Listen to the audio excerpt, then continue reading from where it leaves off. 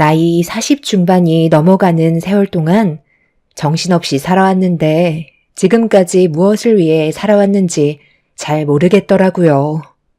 시간은 계속해서 지나가고 있지만 아직까지도 제대로 된 계획을 세우지 못해 많은 고민을 하고 있습니다. 제가 이런 상황까지 오게 된 건 작년에 남편과 갈라서게 되었거든요. 저에게 온갖 상처를 주고 떠난 사람이 이제 와서 갑자기 나타나 다시 재결합하기를 원하고 있습니다. 몇 번이나 거부를 했지만 남편은 끈질기게 저와 다시 시작하려고 쉬지 않고 접근을 하고 있는 중이라 더 이상의 관계를 유지하고 싶지 않아 다른 지역으로 이사를 준비 중에 있어요. 컴퓨터의 전원을 끄기 전에 저와 남편이 왜 서로 갈라서게 됐는지 여러분들께 제가 겪었던 사연을 들려드리고 소통을 좀 해보고 싶네요. 작년에 문제가 생긴 건 다름 아닌 9년간 병수발 들었던 시모에게 시간이 얼마 남지 않게 되면서부터 남편과 여러 가지로 마찰이 생기기 시작했어요. 아무래도 남편은 저와의 관계를 정리하려고 전부터 계획을 하고 있었는지 변해버린 모습으로 저에게 많은 상처를 주고 있었어요. 그런 모습을 보면서 많은 눈물을 흘리며 힘들어했지만 그럴 때마다 남편은 제 입에서 이혼하자는 말이 나오게끔 더 악착같이 모질게 대하고 있었죠. 결국 지칠 대로 지쳐버린 저는 더 이상 함께하고 싶은 마음이 생기지 않아 이혼하자는 말이 나올 수밖에 없었어요. 그동안 우리 어머니 병수발 듣느라 정말 고생 많았어. 당신 때문에 내가 9년 동안 편하게 살아왔었던 것 같아. 아직 서로 젊으니까 뭐든 하면 먹고 살 순 있잖아. 열심히 한번 살아봐. 내가 당신한테 자유를 주는 거야. 나랑 같이 살고 싶지 않아서 이혼하자는 말을 먼저 꺼낸 거잖아. 우리 어머니가 오늘을 넘기지 못할 것 같다던데. 장례만 끝나면 각자 갈 길 가자고. 지긋지긋했던 당신과의 결혼 생활, 이제야 마무리가 되는 것 같네. 서로 맞지 않는데 굳이 같이 붙어 살 필요가 뭐가 있겠소? 이러려고 일부러 나한테 접근했던 거야? 결혼 전에는 엄청 따라다니면서 다 해줄 것처럼 하더니 결혼하고 나서 요양원에 계신 어머님 모셔와 나한테 병수발 들게 하고 이제 곧 세상 떠나실 때 됐으니까 나도 필요 없다는 거잖아. 접근했던 이유가 이런 거였어? 돈도 없어서 결국 어머님 나한테 맡기더니 지금까지 고생한 나를 버리려고 그동안 그렇게 모질게 대했던 거야? 내 입에서 이혼하자는 말이 나오니까 이제 속이 후련해? 헤어질 거 생각하니까 아주 좋아 죽겠니? 당신이랑 결혼한 지 10년의 시간 동안 9년을 어머님 병수발 들었어. 우리 부모님은 일찍 돌아가셔서 건강하지 못한 어머님을 볼 때면 세상 떠난 부모님 생각에 지금까지 옆을 지켜드렸던 건데 당신은 그런 나한테 꼭 이런 식으로 상처를 줘야 해? 나와의 아이도 가지지 않겠다고 짐스러운 상황들을 전부 없애버리기 위해 수술까지 받았던 것도 이해했어. 당신이랑 내가 좋은 형편이 아니었지만 그래도 서로 사랑하고 있다는 것 하나만으로 지금까지 열심히 살아왔었던 건데 어떻게 어머님이 세상 떠나실 때가 되니까 나와도 더 이상 살고 싶지 않다고 내치려 들어? 당신한테 속아서 지금까지 희생만 하고 살아온 내 인생 책임져. 당신 인생을 내가 왜 짊어져야 하는 건데? 어차피 우리가 함께 살아봤자 득될 거 하나 없다는 거 잘 알고 있잖아. 지금의 관계가 좋지 않다는 거 알면서 미련하게 계속 붙잡고 있을 거야? 각자 갈 길 가면 얼마나 속편해. 내가 지금이 오길 얼마나 손꼽아 기다렸었는데 나 혼자만의 시간이 절실히 필요했었어. 이제야 내 삶을 찾을 수 있게 된 거고 당신도 그만 고생하고 앞으로 혼자 잘 먹고 잘 살면 되잖아. 어차피 당신이랑 나는 가진 것도 없었기 때문에 서로 나눠 가질 재산 싸움 같은 것도 안 해도 되니까. 서로 갈라서는 거 얼마나 깔끔해? 자식도 없으니까 내가 양육비 내줄 필요도 없는 거고. 이 집이야 어차피 내 명의로 되어 있는 집이었으니까 당신은 몸만 나가면 되잖아. 지금까지 우리 엄마 병수발 듣느라 그동안 고생한 거 예정을 생각해서 당신한테 엄마가 살던 집 그거 당신 명의로 옮겨줄게. 거기서 살면 당장의 생활은 될 거 아니야? 그것까지 전부 다 팔아치우려 했던 거 나도 조금의 양심은 있어서 주는 거니 고맙게 생각하고 받아. 구옥이라 곧 무너질 것처럼 허름하긴 하지만 그래도 그곳은 당신이랑 우리 엄마가 함께 했던 추억들이 묻어있는 곳이잖아. 남편은 벌써부터 저와의 관계에 대해 전부 정리할 계획을 세우고 있었어요. 그런 모습이 제 마음을 찢어지게 만들었었죠. 그래도 함께해온 세월이 있는데 시모가 세상을 떠나게 될 날이 며칠 남지 않게 되자 본색을 드러낸 남편의 행동들이 정신적으로 너무 힘들게 만들고 있었어요. 남편과 인연을 만들었을 때 더 이상 혼자가 아니라는 이유 하나만으로도 삶에 희망이 생겼었고 앞으로 행복한 결혼 생활을 하고 싶었지만 시모의 수발을 드는 동안 남편은 저에게 거짓된 사랑을 보여주고 있었던 거였어요. 속으로는 하루빨리 저와의 관계도 정리하고 싶어 했다는 이중적인 모습을 숨기고 있었죠. 답답한 마음에 병원을 찾았고 시모는 아무 말도 하지 않은 채 숨만 쉬며 누워 계시는데 그 모습을 보면서 저와 시모의 삶이 너무 불쌍한 것 같아 한참 동안 눈물을 흘렸습니다. 제가 눈물을 보이고 있자 시모도 눈을 감고 계셨지만 눈물을 흘리고 계시다는 건 저에 대한 고마움을 전부 다 알고 계신 듯 보였습니다. 9년의 세월 동안 시모 옆에서 병수발 들었을 때 힘들다는 생각보다 함께하는 시간들이 소중하다고 생각했었어요. 시모와 대화가 가능했을 때 저에게 항상 미안해 하셨지만 저는 시모를 볼 때면 저희 부모님 생각에 더 많은 것들을 챙겨드리고 싶었죠. 항상 저에게 부족한 집안에 들어와 고생만 안겨주는 것 같다며 하루빨리 건강을 되찾아 저와 여행도 가고 싶어 하셨지만 현실은 병실에 누워 계실 수밖에 없으셔서 제가 안 볼 때면 미안함의 눈물을 보이곤 하셨습니다.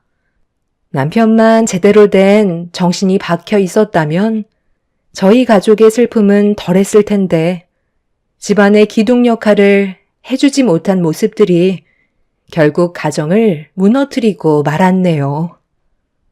아직까지 숨이 붙어 계신 거야? 어머니, 언제까지 버티고 계실 거예요? 이제 그만 쉬셔도 되잖아요.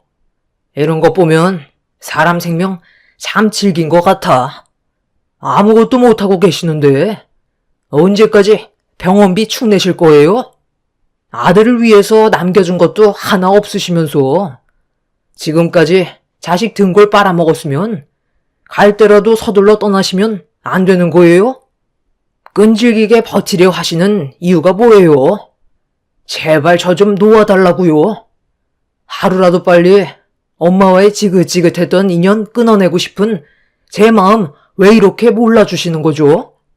당신이 옆에서 눈물을 흘리고 있으니까 엄마가 세상에 미련이 남으셔서 못 떠나는 거 아니야? 내가 그러니까 병수발만 들어주라고 했지 정까지 주라고 그랬어? 피를 나는 모녀도 아니면서 내 앞에서 뭐 하는 거야? 당신이 흘리는 눈물 내가 보기에는 가식 같다고. 당신도 이제 병실에 들어오지 마. 방금 뭐라고 그랬어? 가식? 어머님이 빨리 떠나시면 좋겠다고? 그게 자식 입에서 나올 말이야? 당신을 낳아주신 분이야. 가진 게 없고 부유하지 못했어도 당신이 이 세상을 혼자서 살아온 것 같아? 그동안 키워주신 건 왜 생각 못하는데? 당신이 오히려 어머님 등에 달라붙어서 간이며 쓸개며 다 빼서 가져갔겠지.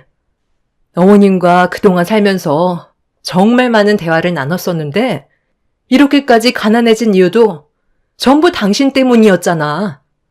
사업한답시고 집안 재산 전부 다 빼가고 어머님 노후 재산까지 탈탈 털어가 사업하는 족족 망하기만 했었다며. 그런데 해준 게 없다고?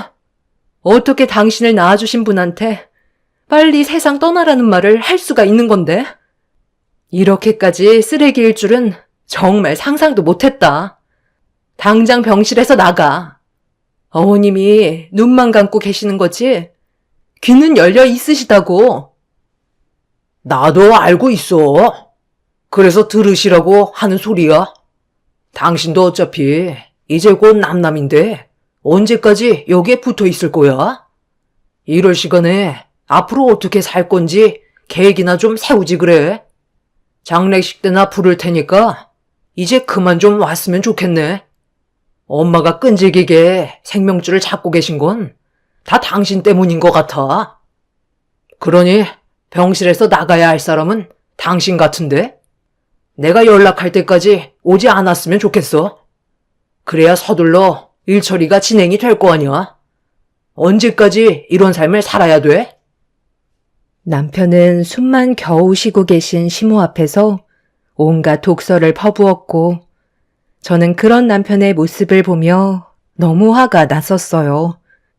그래도 낳아주고 그동안 키워준 본인 엄마한테 하는 행동은 남보다 더 못한 모습을 보여주고 있었죠.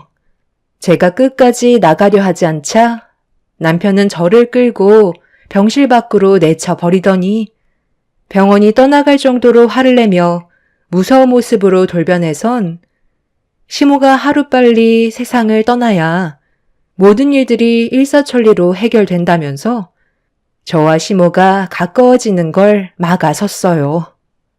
결국 이런 상황들을 전부 다 듣고 계셨는지 시모는 며칠 뒤 세상을 떠나셨고 그제서야 연락 온 남편은 장례식을 준비하라며 저를 불렀습니다.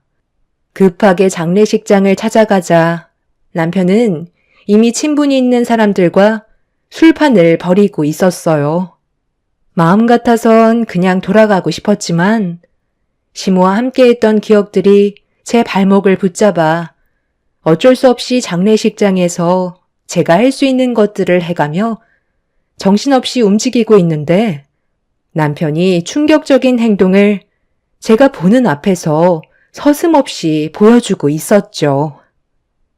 그동안 정말 지긋지긋했던 것들이 이제야 정리가 되니 내 속이 다 후련하네. 너는 그래도 행복한 거야. 집안이 잘 사는 편에 속하잖아. 우리 집안은 아무리 발버둥을 쳐도 가난에서 벗어날 수가 없더라고.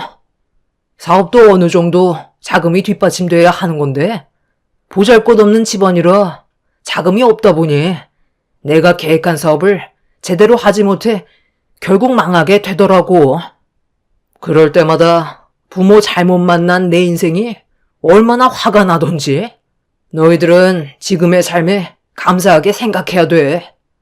돈 없으면 아무것도 못해. 앞으로 혼자 살면서 내가 하고 싶은 거 다 누리면서 살 거야. 지긋지긋했던 것들 전부 다 정리하고 남은 인생 혼자 즐기는 게 내 꿈이었다고. 너희들 혹시 세컨드 안 필요하냐? 지금의 가정을 깨고 싶지는 않고 데이트는 하고 싶은데 주변에 여자가 없으니 답답해 죽겠지? 남자들은 가끔 일탈을 하고 싶잖아. 그래서 내가 좋은 제안 하나 하려 하는데 너희들은 나한테 대가만 지불하면 되는 거야. 나 조만간 저 사람이랑 이혼할 거거든. 사람이 착해서 좋은 말 몇 번 해주면 그냥 넘어와. 너희들 즐기고 싶으면 저 사람이랑 연애해도 된다는 거야. 단 내가 소개해준 거니까 가는 게 있으면 돌아오는 것도 있어야 하지 않겠어? 어때? 생각보다 괜찮은 조건 아니야? 지금 시대가 100세 시대라잖아. 우리 곧 있으면 인생의 절반을 살아간 거라고. 그런데 아무리 100세 시대라고 해도 나이 70 꺾이면 아무것도 할 수 없다. 제대로 걸을 수나 있을 것 같아? 그때 되면 이런저런 질병도 함께 오게 된다고. 그러니까 하루라도 젊었을 때 즐기라는 거야. 솔직히 말해봐. 너희들도 가끔 일탈 한번 하고 싶지 않아? 지금의 가정을 버리고 다시 시작하고 싶지 않냐고. 남편이 술이 과했는지 충격적인 말들을 거침없이 뱉어대길래 화장실에서 물 한 바가지 퍼와서 정신 차리라며 냅다 얼굴에 뿌려 버렸습니다. 아무리 친한 사이라도 해선 안 될 말들이 있는 건데 남편의 인간 이하의 행동은 제 분노를 더 키우고 말았어요. 그동안 쌓였던 모든 것들이 시모의 장례식장에서 터져버리게 되었죠. 남편은 술이 많지 않은 상태에서 저에게 손까지 올려 붙이려 했지만 주변 사람들이 흥분한 남편을 데리고 밖으로 잠시 나갔어요. 제가 피할 수 있는 시간을 벌어준 거였죠. 하지만 제가 잘못한 건 없었기 때문에 그 자리에서 벗어나지 않고 시모의 영정사진 옆을 지켰습니다. 정신을 덜 차린 남편은 100번이고 1000번이고 맞을 짓을 했으면 그에 따른 처벌을 내려야 한다는 게 제 생각이었어요. 이혼 서류에 아직 도장을 찍지 않았기 때문에 법적으로 부부인 만큼 남편의 잘못된 행동을 저는 두고 볼 수가 없었습니다. 그렇게 한참의 시간이 지나고 밖에 있던 남편이 어느 정도 흥분을 가라앉혔는지 다시 장례식장을 들어왔지만 이미 저희 부부 사이는 돌이킬 수 없을 만큼 깨져버렸기 때문에 침묵을 유지한 채 서로의 자리만 지키고 있었습니다. 그렇게 힘들었던 시모의 장례가 끝이 난 뒤 남편이 바라는 대로 저는 이혼 서류에 도장을 찍고 말았습니다. 그리고 남편은 시모가 살고 계셨던 곧 무너져 내릴 것 같은 허름한 구옥을 저에게 넘겨주면서 시모의 집을 받은 것만도 감사하게 생각하라며 온갖 생색은 다 내놓에 저와의 인연을 끊어내어 버렸습니다. 그렇게 혼자가 되어버린 저는 시모가 남겨준 허름한 집에서 한동안 지내고 있었어요. 남편과의 결혼 생활 동안 지낸 시간들이 너무 허무하게 지나가 버린 것 같았고 아무것도 남아있지 않은 현실을 마주한 저는 결국 우울증에 빠지고 말았습니다. 안 좋았던 기억들을 전부 지워버리고 새로운 삶을 살기 위해 바쁘게 움직여야 하는데 그동안의 제 삶은 시모 곁에서 병수발만 들어왔었기 때문에 무엇을 하며 살아야 할지 앞이 막막하기만 했었어요. 그러다 보니 멍 때리는 시간이 많아졌고 거기에다가 혼자만 있게 돼서 그런지 쓸데없는 잡생각이 많아지기 시작했죠. 그렇게 허탈해진 인생을 아무 의미 없이 살아가던 어느 날 언제부터인가 꽤 많은 사람들이 집 근처를 배회하며 동네를 돌아다니고 있었어요. 무슨 일인지 알 수 없었던 저는 그 모습을 지켜보고만 있었죠. 그런데 저희 집 앞에서 이상한 사람들이 심각한 대화를 나누고 있길래 무슨 일인가 싶어 조심스럽게 물어보자 무리에 있던 남자분께서 재개발 추진 문제로 조사를 하고 있다면서 주변 동네가 너무 오래되기도 했지만 옆 동네에 신도시가 들어서게 되면서 저희 집 주변에도 재개발 영향을 받게 될 것 같다며 나라 정책을 통해 개발이 기대되는 지역으로 선정이 되면 구옥들을 매입하게 될 것 같다는 말을 들을 수 있었어요. 그때까지만 해도 무슨 상황인지 제대로 파악을 하지 못한 상태라 동네를 돌아다니는 그 사람들을 지켜보고만 있었는데 이 문제가 상당히 예민한 거라는 걸 남편의 반응을 통해 알 수 있었습니다.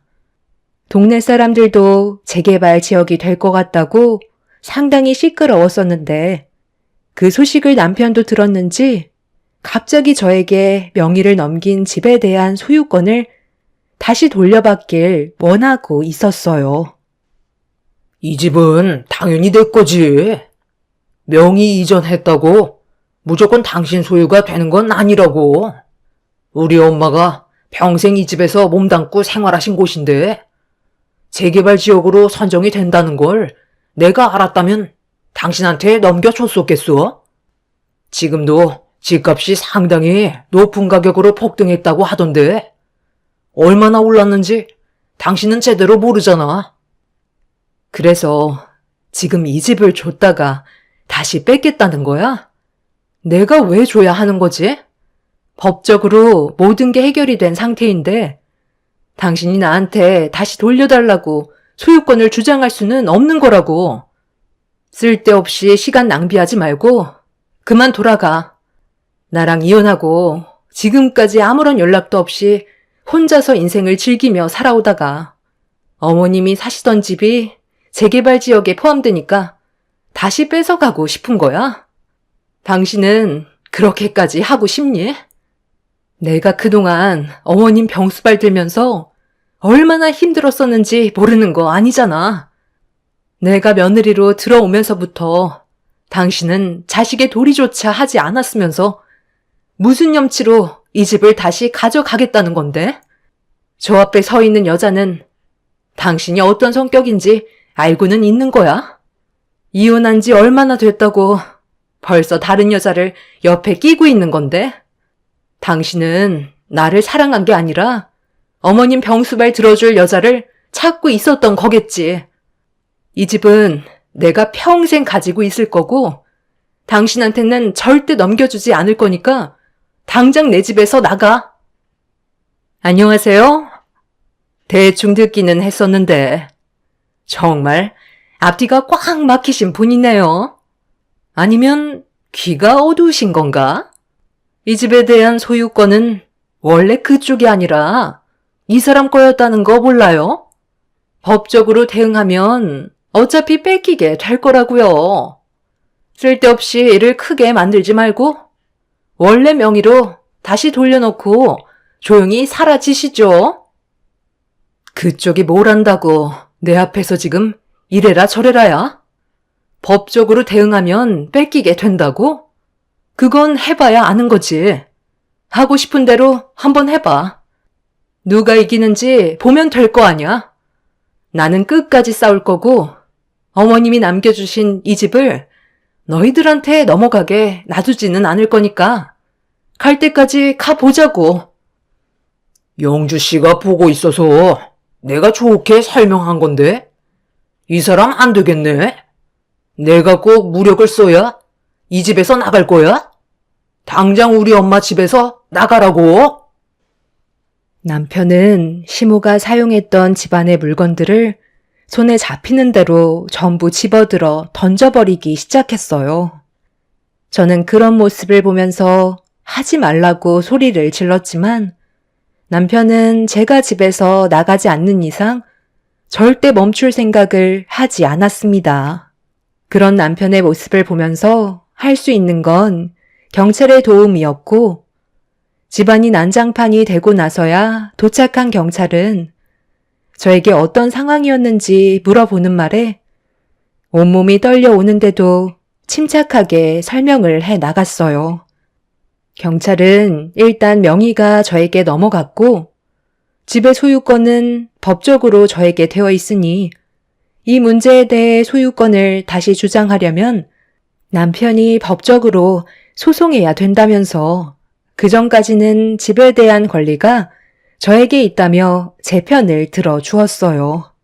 만약 경찰이 옆에 없었다면 남편은 더 크게 난리를 쳤을 테고 결국 저는 내쫓겼을 수도 있었겠지만 제 옆에 든든한 경찰이 있어주자 남편은 아무것도 하지 못한 채 결국 옆에 있던 여자를 데리고 다음에 다시 오겠다며 집으로 돌아가게 되었어요. 저는 또다시 이런 일이 생길까봐 두려워하고 있었는데 경찰은 근처에서 수시로 순찰을 하겠다며 남편에게서 저를 안전하게 지켜주고 있었어요. 결국 남편은 법적으로 소송을 걸었고 자기가 원하는 방향대로 흘러갈 수 있게 계획을 했지만 생각한 대로 모든 일들이 쉽게 해결되지는 않아 골치를 썩고 있었죠. 그렇게 한참 동안 법적 공방이 오고 간 뒤에 판사의 결론은 제가 그동안 시모의 옆에서 병수발을 들어주며 최선을 다했지만 남편은 집안의 가장 역할을 제대로 수행하지 않았고 타당한 이유 없이 이혼을 제기했으며 위자료를 대신해 금전적인 가치가 없었던 9억을 준 뒤 이혼을 했는데 재개발 소식이 들리면서 법적으로 깔끔하게 명의가 이전된 집을 다시 돌려받으려 한다는 건 받아들일 수 없다는 판사의 결과를 받을 수 있었습니다. 남편은 받아들일 수 없다며 난리를 쳤지만 법적으로 제 손을 들어줬기 때문에 할 수 있는 건 아무것도 없었어요. 만약 법정에서 남편의 손을 올려주었다면 재개발로 인한 수익을 아무런 계획 없이 사용을 했을 테고 오랜 시간 걸리지 않고 모든 돈들을 전부 다 탕진하고 말았겠죠. 정말 힘든 시간들이었지만 결과가 좋게 끝난 거에 대해 너무 감사했었어요. 남편은 그래도 끝까지 포기하고 싶지 않았는지 다시 한번 저에게 찾아와서 어이없는 말을 늘어놓으며 다른 방법을 계획했는지 저와 다시 재결합하기를 원하고 있었습니다.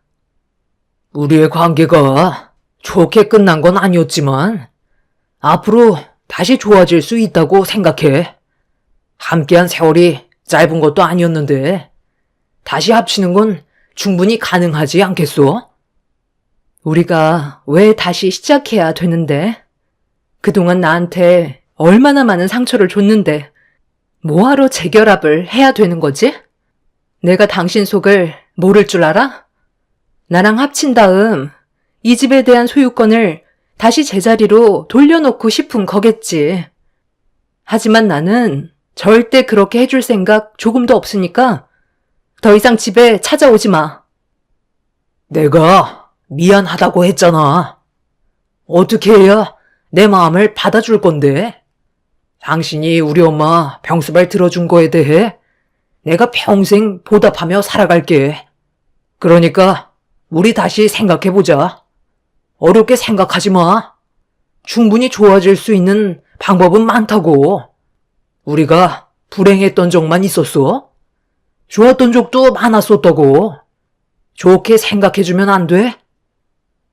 남편이 생각한 방법은 재결합이었지만 저는 끝까지 받아주지 않았습니다. 결국 자기가 원하는 걸 얻지 못한 남편은 또다시 얼굴을 붉혔지만 자기가 분노하면 돌이킬 수 없는 결과를 가져오게 될 거라는 걸 알고 있었는지 침착하게 행동하려고 노력하고 있었어요. 남편은 다시 돌아가 기회를 엿보고 있었지만 저는 조금도 마음의 변화는 없었습니다. 그렇게 몇 번 더 반복적으로 찾아온 남편과 계속되는 마찰을 없애기 위해 경찰의 도움을 받아 적금 금지 신청을 하게 되었고 그렇게 한동안 조용하게 지낼 수가 있었어요. 계속 이런 관계를 유지하다 보면 제가 나중에 피해를 받게 될지도 모른다는 두려움에 이사 계획을 세울 수밖에 없었죠. 제가 살던 집 주변에서는 벌써 많은 분들이 집을 처분하고 다른 지역으로 이사를 한 상태였어요. 저 또한 남들처럼 다른 지역으로 이사를 가기 위한 준비를 서두르기 시작했고 재개발로 받은 보상금으로 새로운 삶을 살기 위한 계획을 세우고 있었습니다. 그러다 남편이 늦은 저녁 다시 한번 저에게 찾아왔어요. 만나고 싶지 않았지만 제발 한 번만 얼굴 좀 보여달라며 한참 동안 문 앞에 서 있길래 어쩔 수 없이 밖으로 나갔습니다. 그런데 한동안 안 본 사이에 남편의 안색은 상당히 어두워진 상태였어요. 그리고 남편의 입에서 나온 말은 충격적이게도 간암이라는 걸 알 수 있었죠. 그걸 알고 함께 지내던 여자가 남편의 재산과 집까지 팔고 잠적한 상태라며 무릎까지 꿇더군요. 술을 입에 달고 살던 사람이 결국 자기 몸 관리를 제대로 하지 않아 얻게 된 결과였고, 몸이 아프게 되자 제가 생각이 났는지 도움을 요청하려고 찾아온 거였습니다. 하지만 저는 그런 남편을 보면서도 조금의 감정조차 변하지 않았어요. 그만큼 남편과 저와의 관계에는 더 이상 함께 할 수 있는 무엇도 남아있지 않았죠. 도와달라며 애원을 했지만 저는 가차없이 고개를 돌려 현관문을 닫아 버렸습니다. 남편은 처음으로 흐느끼며 자신의 삶을 되돌아보는 것 같았어요. 한참 동안 문 앞에서 서성이던 남편은 아무것도 얻지 못한 채 돌아가게 되었고, 그 후로 2번 다시 얼굴을 본 적은 없습니다. 또다시 오게 될지 모르겠지만 더 이상 미련 두고 싶지 않아 최대한 빨리 벗어나고 싶은 마음밖엔 없네요. 지긋지긋했던 남편과의 인연을 그만 끝내고 새로운 삶을 살아가고 싶을 뿐입니다. 제 삶에 더 이상 나타나지 않았으면 좋겠어요. 시모가 저에게 남겨주신 8억이란 값진 재산을 어떻게 가치 있게 사용할지 많은 고민을 하고 있지만 시간을 두고 여유 있게 생각하며 살아가려 합니다. 저를 버린 남편은 남은 시간 본인이 한 잘못에 대해 되돌아보는 시간을 가졌으면 좋겠네요. 제 사연 들어주신 분들께서도 가족들과 언제나 화목하시길 바랍니다. 감사합니다. 안녕하세요. 저는 돌쟁이 아이를 키우고 있는 엄마입니다. 아이가 태어나고 나니 정말 이전과는 다른 새로운 행복을 매일매일 느끼고 있어요. 불과 1년 전까지만 하더라도 온 세상이 무너질 것 같은 기분이었지만 이제는 아이 덕에 행복을 느끼고 극복하고 있습니다. 이곳에서 많은 분들의 사연을 들으면서 공감하고 위로도 받고 있었는데요. 제 이야기도 한번 들려드리고 싶어 이렇게 사연을 쓰게 되었네요. 저는 3년 전 지인의 소개로 남편을 만나게 되었습니다. 남편은 평범한 회사원이었는데요. 남편의 소개를 받기 1년 전쯤에 아빠가 사고로 돌아가셔서 저희 곁에는 아무도 남지 않은 상황이었어요. 엄마는 어릴 적에 돌아가셨고 아빠 혼자서 저를 애쓰게 키우셨거든요. 그러다 보니 저의 전부나 마찬가지였기 때문에 아빠가 돌아가시고 나서는 극심한 우울증과 외로움을 겪고 있었습니다. 그런 와중에 남편과의 만남은 외로움을 덜 수 있었던 일이었죠. 남편은 성실하고 따뜻한 사람이었습니다. 사람들과 어울리는 것을 좋아하는 활달한 성격이었죠. 저와는 전혀 다른 정반대 성향이라서 아마 서로에게 더 끌렸던 것 같아요. 그렇게 연애를 하던 중 1년 후에 결혼을 생각하게 되었습니다. 그렇지만 시댁에서는 제가 찾아가기도 전부터 반대가 극심했죠. 처음 시댁에 인사를 하러 간 날이었어요. 네가 여기가 어디라고 와? 그렇게 헤어지라고 얘기를 했건만 너는 고아이네를 집까지 굳이 끌고 들어와야 되겠니? 너네가 그렇게 죽고 못 살아도 결국에는 헤어질 수밖에 없어. 아직 어려서 잘 모르는 모양인데 현실이 그렇다. 굳이 싫다는 집에 인사 오겠다고 고집 부리는 너를 보니 자존심은 어지간히 없나 보네. 너는 네가 그렇게 하면 내가 가여워서 봐줄 거라고 생각하니?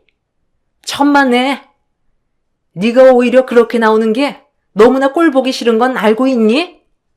다른 것도 아니고 네가 고아인 게 너무너무 싫어.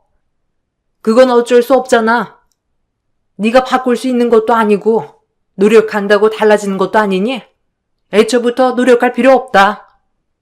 우리 애는 너처럼 고아인 애한테 장가갈 아이가 아니라 잘 나가는 집안에 장가가야 하는 애야. 알겠니? 어머님, 너무 그렇게 부정적으로 보지 마세요. 그래도 저 성인 될 때까지 아버지가 저 정성으로 키우셨고 좋은 일 하시다가 사고로 돌아가시게 되신 거예요. 부모님이 안 계시기 때문에 어머니 입장에선 고아로 보이실 수 있지만 저는 가정교육 누구보다 잘 받았고 잘 자랐습니다. 그래도 제가 사랑하는 사람의 부모님이시기 때문에 인사는 드려야 할 것 같아서 이렇게 찾아오게 된 거예요. 이런 말 드리면 싫어하실 거 알지만 저 이 사람 아이 임신했습니다. 결혼 이제 반대하셔도 저희 헤어지지 않아요. 아, 네가 꼬리 쳐서 순진한 우리 아들 깨어냈니? 임신했다고? 임신해서 뭐 어쩌라는 건데? 애는 그냥 지우면 그만이야. 그래서 임신했다고 하니까 내가 어이쿠 그럼 결혼해야지 그럴 줄 알았니? 임신했다고 해서 꼭 결혼해야 되는 건 아니다. 이렇게 너를 싫어하는데 도대체 너는 왜 우리 집에 시집을 오겠다고 하는 거야? 난 정말 이유를 알 수가 없다.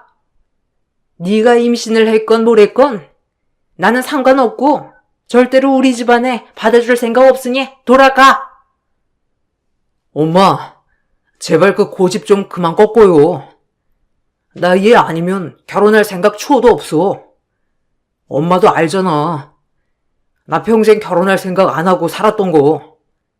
얘 만나기 전에는 결혼 생각 하나도 없었던 거 엄마도 잘 알고 있잖아요. 그런데 내가 결혼을 하고 싶다니까. 솔직히 이거 내가 원해서 지금 인사하러 온 거야. 얘는 그냥 나 연애로만 만나도 되는데 내가 평생 함께하고 싶어서 온 거라고. 솔직히 난 엄마가 반대해도 결혼할 거야. 끝까지 반대한다면 어쩔 수 없이 난 이 집안에서 나가야지. 민서가, 너는 그 마음이 얼마나 갈 것 같니? 네 마음이 천년만년 하나도 안 변할 거라고 확신해? 그래, 네가 내 반대해도 결혼하겠다고 하면 내가 어떻게 하겠니? 너도 성인인데 결혼을 하던 뭘 하던 네 마음대로 해봐라. 너네가 잘 사는지 나는 끝까지 지켜볼 거다. 그런데 내가 살아보니까 그런 마음 끝까지 오래가는 건 아니더라. 결국 포기하게 되는 건 내가 아니고 너희들이 될 거야. 시댁의 반대는 생각보다 훨씬 더 극심했습니다. 결국 남편은 저와 결혼을 하겠다며 온갖 짐을 다 싸들고 저희 집으로 들어오게 되었죠. 결혼을 하고 싶었지만 그래도 부모님의 허락은 받아야 할 것 같아 아직 혼인신고는 하지 않은 채 동거를 시작하게 되었습니다. 임신을 한 상태였기 때문에 나중에 출산일이 다가와서도 시댁에서 아무런 반응을 보이지 않는다면 그대로 혼인신고와 출생신고를 하기로 했죠. 그렇게 저희는 동거를 시작했습니다. 동거를 하는 초반에는 저와 남편 모두 너무나 행복했어요. 매번 검진일마다 남편은 산부인과에 같이 가주었고 입덧 때문에 힘들었을 때에도 어떻게든 제 입맛에 맞는 걸 찾으려고 노력도 많이 했었죠. 초기에는 입덧이 정말 심해서 물 한 모금도 제대로 마시지 못하는 상태였습니다. 그러다가 중반기가 되면서 어떤 음식도 받아들여지지 않았던 입덧이 갑자기 먹덧으로 바뀌게 되었죠. 음식을 먹지 않으면 입덧이 심해지기 때문에 계속해서 음식을 찾게 되는 입덧이었어요. 그러다 보니 체중이 급속도로 불어나게 되었어요.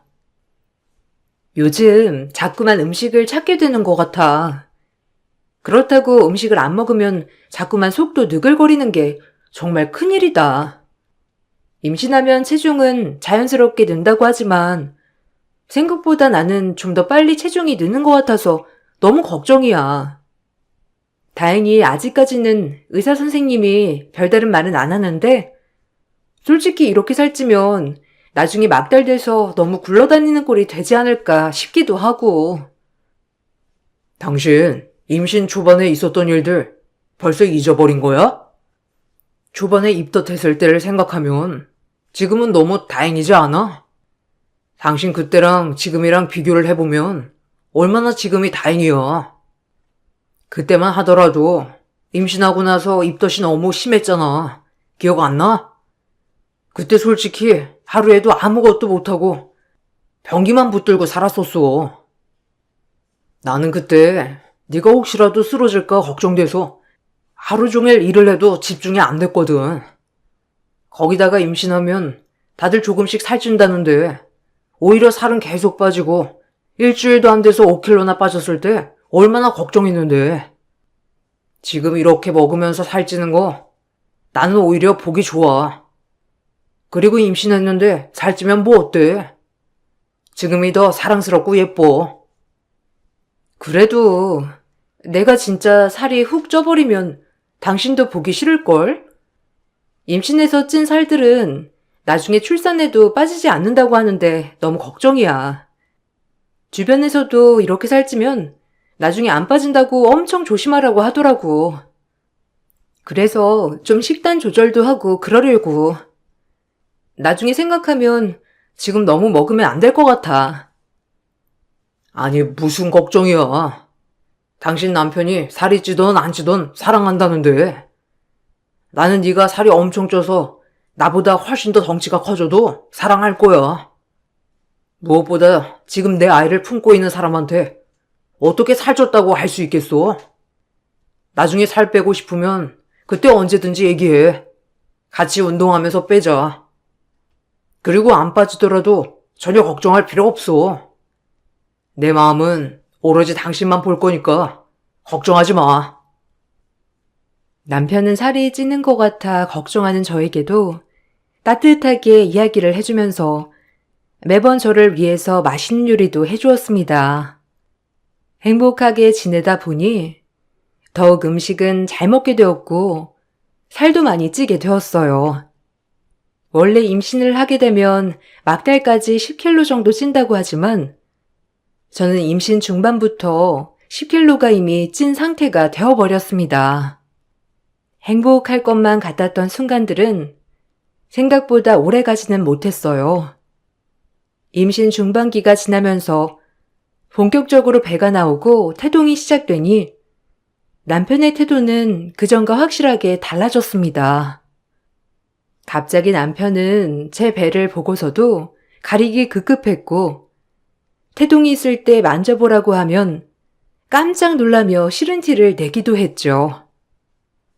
자기 요즘 외통 아이한테 태담은 안 해줘? 어디서 보니까 아이한테 아빠 목소리가 도움이 된대. 피곤하겠지만 그래도 한두 마디씩은 해준다고 하지 않았어? 일이 피곤해서 그래?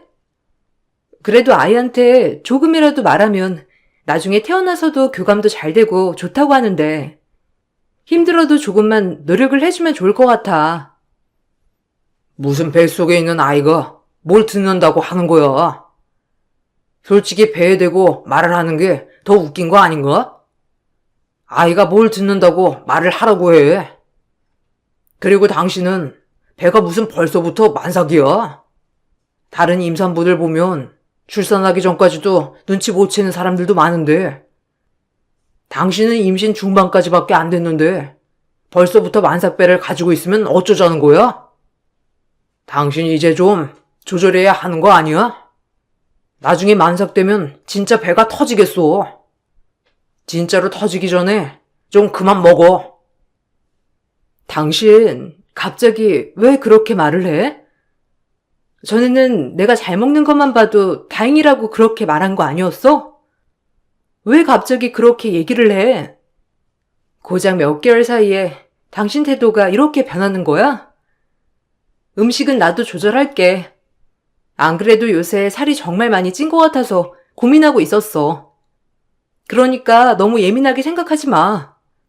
나도 노력할 테니까. 당신도 아이를 위해서 조금만 신경 좀 써줘. 나는 일 때문에도 바쁘고 정신이 하나도 없어. 회사에 가도 사람들 눈치 보고 맞춰주느라 스트레스 받는데 집에서까지 스트레스를 받아야 되겠어? 솔직히 그런 사소한 건 나한테 말하지 말고 좀 알아서 해봐. 너랑 말하다 보면 그냥 하루 종일 징징대는 것 같아서 아무런 말도 하고 싶지가 않고 집에도 오고 싶지가 않아. 갑작스러운 남편의 막말에 저는 어떻게 해야 할지 당황스럽기도 했습니다. 이렇게 퍼붓고 나서는 며칠 동안 집에도 들어오지 않았죠. 어느 순간부터 저에 대한 관심이 급속도로 줄어든 남편을 보면서 서럽기도 하고 슬프기도 했습니다. 어느 날부터는 시댁에서 자신을 찾는다는 말로 외박을 하는 날도 많아졌죠. 저는 점점 외로워지기 시작했습니다. 어느 날 남편이 만취를 해서 집에 들어온 날이 있었어요. 남편의 옷을 정리하던 중 핸드폰이 울려서 보니 누군가가 남편에게 메시지를 보내왔더군요. 그런데 그 내용이 심상치 않았습니다. 메시지를 열어서 보니까 전에 보낸 메시지 중에서 임신 테스트기 2줄 사진과 함께 임신을 했다면서 축복 속에 결혼을 하게 되어 행복하다는 메시지가 와 있는 것을 확인하게 되었습니다. 불과 며칠 전 메시지였어요. 저는 그때 남편이 변한 이유가 이 때문이구나 확신을 하게 되었습니다. 저는 바로 남편에게 진실을 말할 것을 요구했죠. 당신 어제 만취에 들어온 건 알고 있어?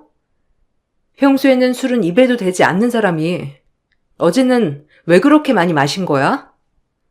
나 조금만 있으면 만삭이야. 언제 아이가 나올지 모른다고. 지금 당장 나와도 이상하지 않을 정도인데 그렇게 술을 마시고 다니면 어떡해? 그리고 이제는 집에 좀 들어와. 언제 출산 신호가 올지 모르는데 적어도 막달에는 그래줬으면 좋겠어. 내가 술을 많이 마시든 말든 네가 무슨 상관이야. 그리고 애가 네 말처럼 그렇게 쉽게 나올 거라고 생각해? 내가 알아봤는데 진통화도 바로 낫는 게 아니라 병원 가서 몇 시간은 대기해야 된대. 그 진통이 진짜로 출산하려고 오는 진통인지도 모르는 거고. 그리고 내가 술을 마신다고 해서 그 시간에 급한 일이 생길 거나 같아? 그런 거 절대 안 생기고, 그리고 고작 탯줄 안 자른다고 해서 문제가 생기는 거 하나도 없어. 나 하나 없다고 문제 생기는 거 아니니까 그냥 혼자 가서 나아. 내가 술을 마시건 안 마시건 상관하지 말고. 당신 요즘 계속 이러는 거 다른 여자 생겨서 그런 거야? 나 솔직히 어제 당신한테 온 여자 메시지 봤어. 잠금도 안 해놓은 걸 보니까 그냥 나한테 다 보여주겠다 생각을 했나 봐. 그 여자도 내가 임신했다는 사실을 알고 있어? 당신이 유부남이라는 사실은 알고 있고? 나 지금 이 상황 그냥 못 넘어가. 그 여자한테 다 밝힐 거야. 아, 뭔가 착각하고 있나 본데? 내가 왜 유부남이야? 당신이랑 나랑은 결혼식도 안 올리고 혼인신고도 안 했잖아. 아무것도 하지 않은 남남인데 무슨 유부남이라는 거야? 아이 낳고 나서 혼인신고하기로 했지만 솔직히 난 지금 내 마음이 변해서 결혼하고 싶지가 않아. 당신이랑 이렇게 한 공간에서 같이 있다는 것 자체가 너무 힘들고 답답하다. 당신 징징대는 거에 이제는 질렸고 더 이상 받아주지 못하겠어. 그리고 그 애는 나 컷 말곤 당신이 알아서 하고 우리 이만 헤어지자. 그게 갑자기 무슨 소리야? 헤어지자니. 이제 금방 아이 나오는데 그렇게 무책임하게 말하는 게 어디 있어? 내가 살이 찌던 안 찌던 평생 변하지 않는다던 사람 어디 있어? 나 절대 헤어질 수 없어. 계속 그렇게 말하면 나 이 여자 만나서 모든 내용 다 사실대로 얘기할 거야. 어차피 어제 번호 다 저장해뒀고 문제될 거 없을 것 같다. 내가 직접 나서서 정리하기 전에 당신이 정리해라. 그러면 나도 조용히 넘어갈 테니. 그 여자 이미 당신이 누군지 알고 있어.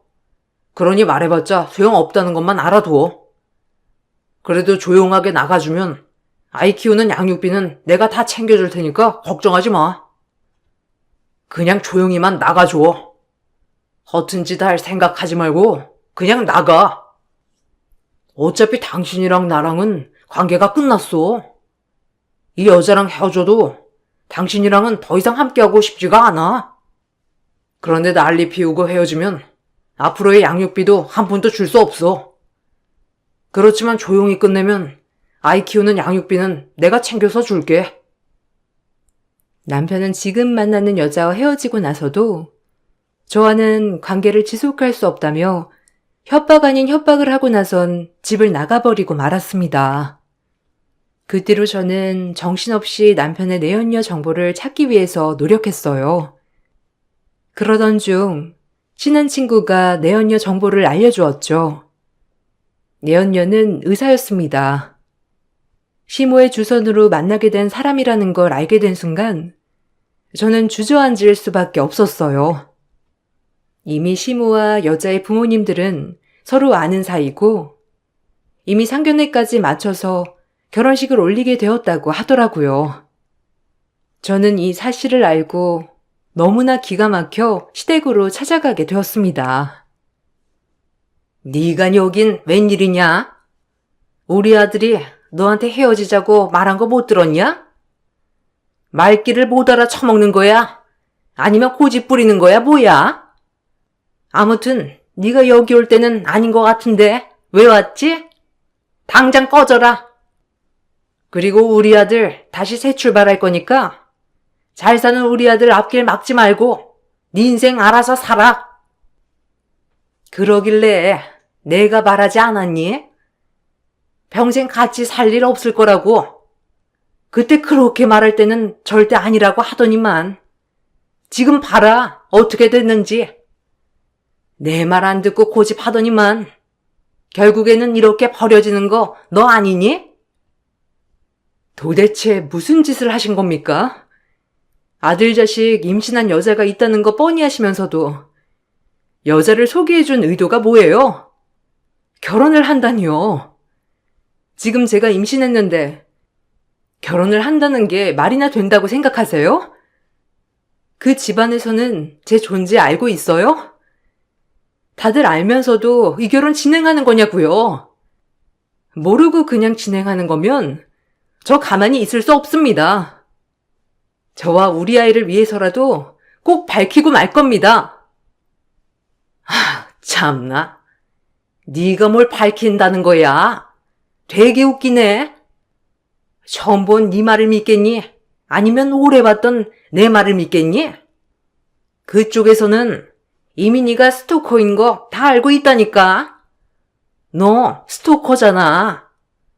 우리 아들 좋다고 졸졸 따라다니고 그렇게 우리가 반대했는데도 따라다니고 우리 아들이 마음이 약해가지고 냉정하게 뿌리치지 못하고 있다고 내가 다 말해놓았다.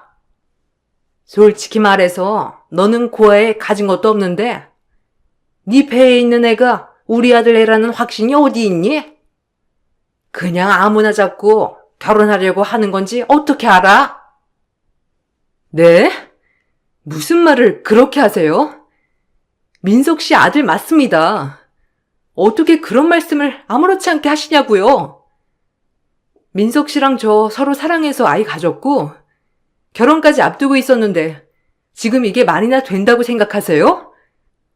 저 민석 씨랑 헤어질 겁니다. 그런데 지금 이 상황 바로 잡고요. 그렇게 해서 헤어질 거니까 그렇게 아세요. 남편도 남편이었지만 시어머니의 태도는 저를 더욱 화나게 만들었습니다. 뻔뻔하게 이야기하는 두 사람의 태도에 너무나 화가 났고 어떻게 해서든 결혼식을 하지 못하게 해야 되겠다 생각이 들었죠. 저는 그래서 내연녀를 알아보고 연락을 해 만나게 되었습니다. 그런데 더욱 놀라운 이야기는 이미 내연녀는 제 존재를 알고 있더라고요. 아시고 계실지 모르겠지만 저 민석 씨 아이 임신했습니다. 보시다시피 막달이고요. 언제 아이가 나와도 이상하지 않을 상황이에요. 저희 혼인신고는 안 했지만 결혼한 거나 다름없고 아이 태어나면 혼인신고를 할 예정이었어요. 혼인신고만 하지 않았을 뿐이지 부부로서 생활을 했는데 지금 결혼을 하신다고 하니 말씀드려야 할 것 같아서요. 혹시라도 모르고 계셨다면 결혼 지금이라도 중단하세요. 다 알고 있으니까 말할 필요 없어요. 결혼식은 중단 안 할 겁니다. 당신 얘기는 전부터 많이 들었어요. 아이가 있던가 없던가 저는 상관없어요. 민석 씨랑 결혼만 할 수 있다면 그런 것쯤은 아무런 상관없습니다. 그리고 민석 씨가 사랑하는 건 당신이 아니고 지금 나예요. 결국 나랑 결혼한다고 하니 그런 건 전혀 상관없고 앞으로도 상관없을 겁니다. 민석 씨 당신이랑 살면서 시댁과도 연 끊고 많이 힘들어했어요. 당신 욕심 때문에 천륜 버리고 살았는데 매번 징징 자기 말만 들어달라고 했다면서요? 누가 그럼 버티겠어요?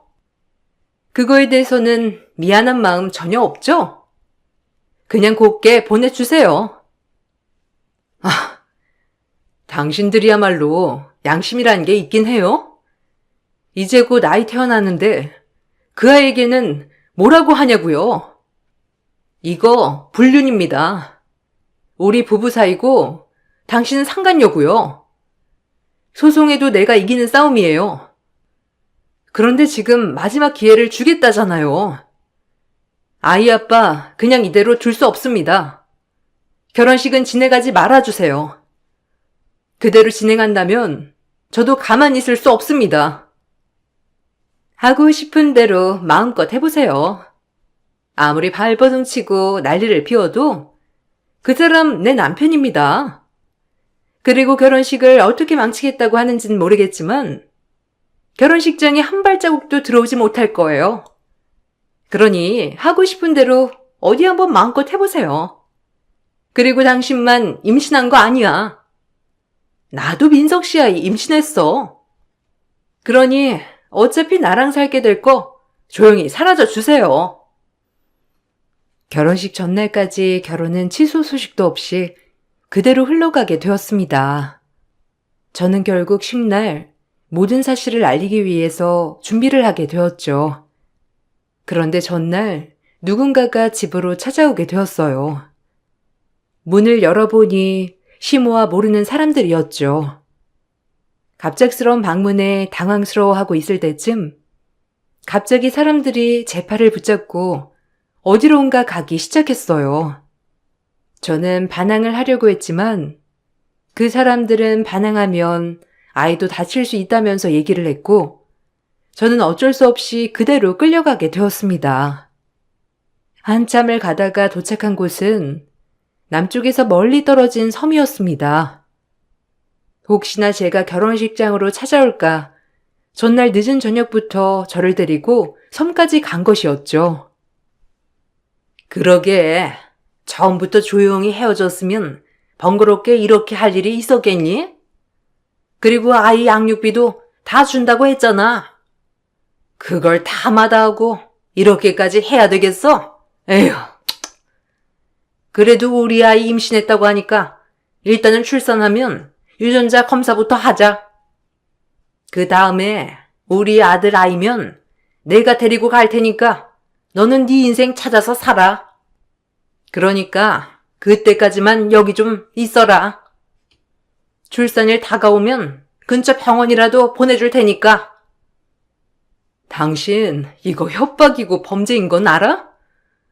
이렇게까지 하고도 당신들 괜찮을 거라 생각하는 거야? 생각했던 것보다 무섭고 뻔뻔한 사람들이네. 고작 결혼식 때문에 이렇게까지 하는 이유가 뭡니까? 그래도 다른 사람들한테 진실을 알려지는 건 막고 싶은가 보지? 그러고 보니까 당신들 빼고는 모두 모르는 사실이겠네. 하나도 겁 안 난다. 네가 뭐라던 상관없지만 하나밖에 없는 아들 한 번뿐인 결혼식에 거기서 논란 만들고 싶지 않아서 그런 것뿐이야. 뭐든 네 마음대로 생각하면 마음이 좀 편하니? 니까짓게 뭐라고 우리가 그렇게 벌벌 떨면서 무서워하겠어? 네가 뭔가 착각하고 있나 본데 우리가 너 불쌍해서 이 정도로 끝내는 거야.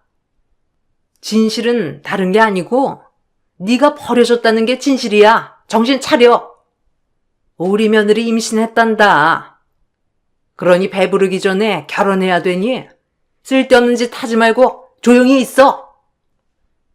결혼식 내가 못 망친다고 당신 아들이 잘 살 수 있을 거라고 생각해? 내가 다 복수할 거야. 끝까지 당신네 인생 하나부터 열까지 다 복수할 거라고. 지금은 무섭지 않겠지. 내가 아무것도 하지 않았으니까. 근데 벌써부터 이렇게 날 막으려고 하는 거 보면 신경은 많이 쓰인가 보네. 그래, 내가 무서운 게 뭔지 보여줄 테니까 기대해. 시몬은 저를 두고 가버렸고 저는 어떻게 해야 할지 고민을 하게 되었어요.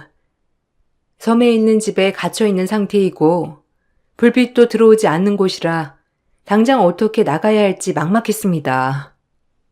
전화도 돈도 아무것도 없이 홀로 남겨져 있어서 더 막막했죠. 지금 당장 결혼식장으로 향할 수나 있을까 싶어서 절망했습니다. 그렇게 날이 밝아온 후에 저는 결혼식장으로 향하기 위해 간신히 빠져나왔습니다. 아무리 빨리 가봤자 시간은 오래 걸릴 것이 뻔했지만 포기할 순 없었죠. 섬에서 나와 시내로 향한 뒤 저는 금은방에서 목걸이에 걸어두었던 반지를 팔았습니다. 남편과 함께 살면서 결혼의 징표로 받았던 반지였는데 그 반지를 팔고 받은 돈으로 바로 결혼식장으로 향했어요. 겨우 도착한 결혼식장에는 걱정했던 것과는 다르게 아주 평온했죠. 제지하는 사람도 없이 편안하게 들어갈 수 있었습니다. 혹시나 저를 알고 있는 사람이 있을까 싶어서 조심했지만 시댁 측에서도 시부모를 제외하고는 저의 존재를 거의 모르고 있기 때문에 의심 없이 들어갈 수 있었어요. 결혼식은 시작을 하기 바로 직전이었습니다. 저는 그동안 품고 있었던 USB를 봉투에서 꺼내 영상실로가 USB 속 영상을 틀었죠. 분주하게 결혼식을 준비하던 사람들이 갑자기 모두 멈춰섰고 곳곳에서 영상을 보고 깜짝 놀란 얼굴을 했습니다. 영상 속에는 다른 사람이 아닌 아빠의 모습이 나왔어요. 아빠는 소방관이셨고 화재가 난 곳에서 사람들을 구출하다가 사고로 돌아가시게 되었어요. 제가 상간녀의 신상을 알아보던 도중에 알게 된 것이 바로 상간녀의 아빠가 저희 아빠의 동료였습니다. 아빠를 보자마자 하객 측에서도 깜짝 놀라는 사람들이 많았습니다. 그렇게 이목이 집중되고 저는 바로 단상으로 올라가 모든 사실을 털어놓았어요. 결혼식은 그렇게 끝이 나게 되었죠. 역시나 하객들이 모두 돌아가자마자 시몬은 제 뺨을 내려치며 크게 화를 냈습니다. 네가 결국 결혼식을 망쳤구나. 우리 아들 앞길 막지 말라고 그렇게 얘기를 했는데 네가 망쳤어. 니까짓게 뭐라고 이따위 짓을 하는 거야? 너네 아빠가 왜 돌아가셨는지 알겠다. 나이 자식 하나라고 있는 게 이렇게 멍청하게 구는데 답답해서 살 수나 있었겠어? 너 내가 가만히 안 둬. 우리 아들 인생 망친 값 내가 톡톡히 치르게 해줄 거야. 어디 마음대로 해보세요. 인생 망쳤다고? 당신 아들 인생이 아니고 내 인생이 이따위가 됐는데 누가 누구 보고 인생 망쳤다고 그래? 뻔뻔함은 무슨 대물림 되는 거야? 당신이고 당신 아들이고 하나같이 뻔뻔하네. 그리고 결혼을 할 거면 사돈댁에 대해서 좀 알고나 진행하세요. 멍청해서 그런가? 사돈댁 재력만 보고 그렇게 서둘렀나 봐? 그게 무슨 소리야? 그리고 네 주구나비 영상은 왜 튼 거니? 그게 뭐라고 사람들한테 보여주고 난린 거야? 너 부모 없이 고하니까 불쌍하게 생각하라고 사람들 앞에서 영상 틀어준 거니? 사람들이 그거 보고 너 불쌍하니까 결혼하지 말라고 알려줄 것 같아서 이따위 짓을 꾸민 거야? 정말 한심하네. 너 아직도 현실을 모르겠니? 우리 아들이 너 싫다잖아. 시모의 소란에 가만히 계시던 상간녀의 아빠는 시모에게 크게 소리를 치셨고 남편을 향해서도 크게 화를 내셨습니다. 아마도 상간녀 빼고는 다른 가족들 모두 이 사실을 전혀 모르고 있는 듯 싶었어요. 뭐 하는 짓입니까? 사돈, 지금 이게 뭐 하는 짓입니까? 지금까지 우리를 속이고 결혼하겠다고 한 거예요? 아니, 임신을 한 여자가 있는데 그것도 속이고 결혼하겠다고 한 겁니까? 그리고 너는 다 알고 있었어? 다 알면서도 결혼하겠다고 아빠한테 얘기한 거야? 당장 그만둬. 이게 뭐 하는 짓이야? 아이고, 그때 대장님 장례식장에서 봤었죠? 그때 당시 우리도 다들 갑자기 사고로 돌아가셔서 정말 힘들었습니다. 대장님 정말 좋으신 분이셨는데 갑자기 그렇게 돼서 저희도 정말 죄송했습니다. 사실 그때 대장님이 아니셨다면 다른 대원들도 다 사고로 다치거나 큰일 났을 거예요. 항상 감사하게 생각하고 있습니다. 그런데 이렇게 저희 딸아이가 이런 짓까지 저질렀다고 하니 저는 대장님 다시 뵐 면목이 없네요. 아닙니다. 저희 아빠 돌아가셨을 때 누구보다 슬퍼하고 안타까워 하셨잖아요.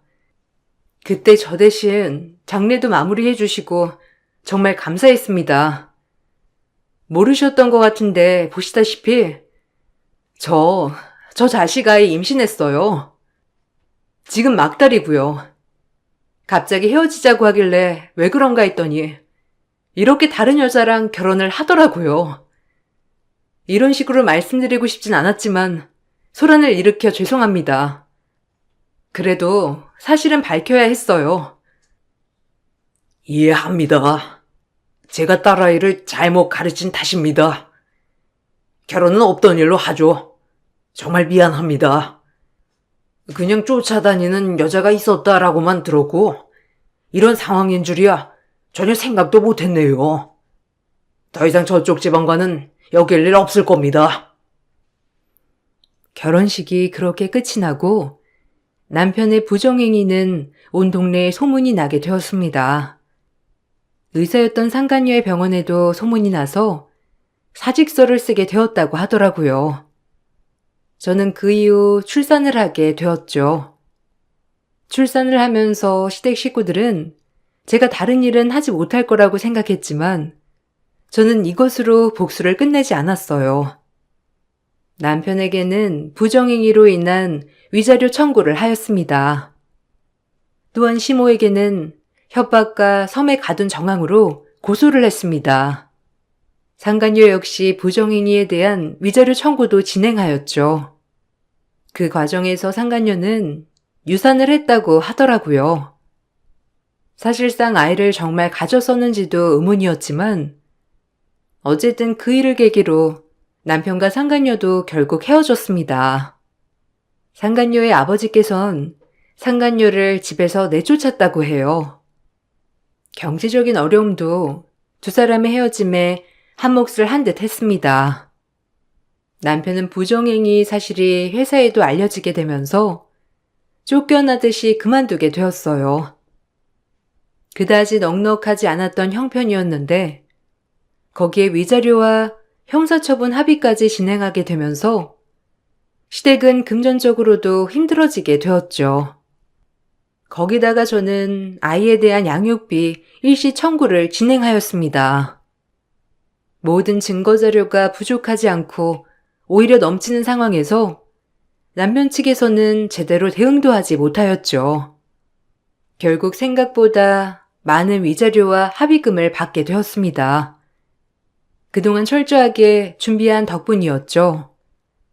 경제적으로 힘들었던 남편은 그제야 저에게 용서를 구했어요. 당신 정말 미안해.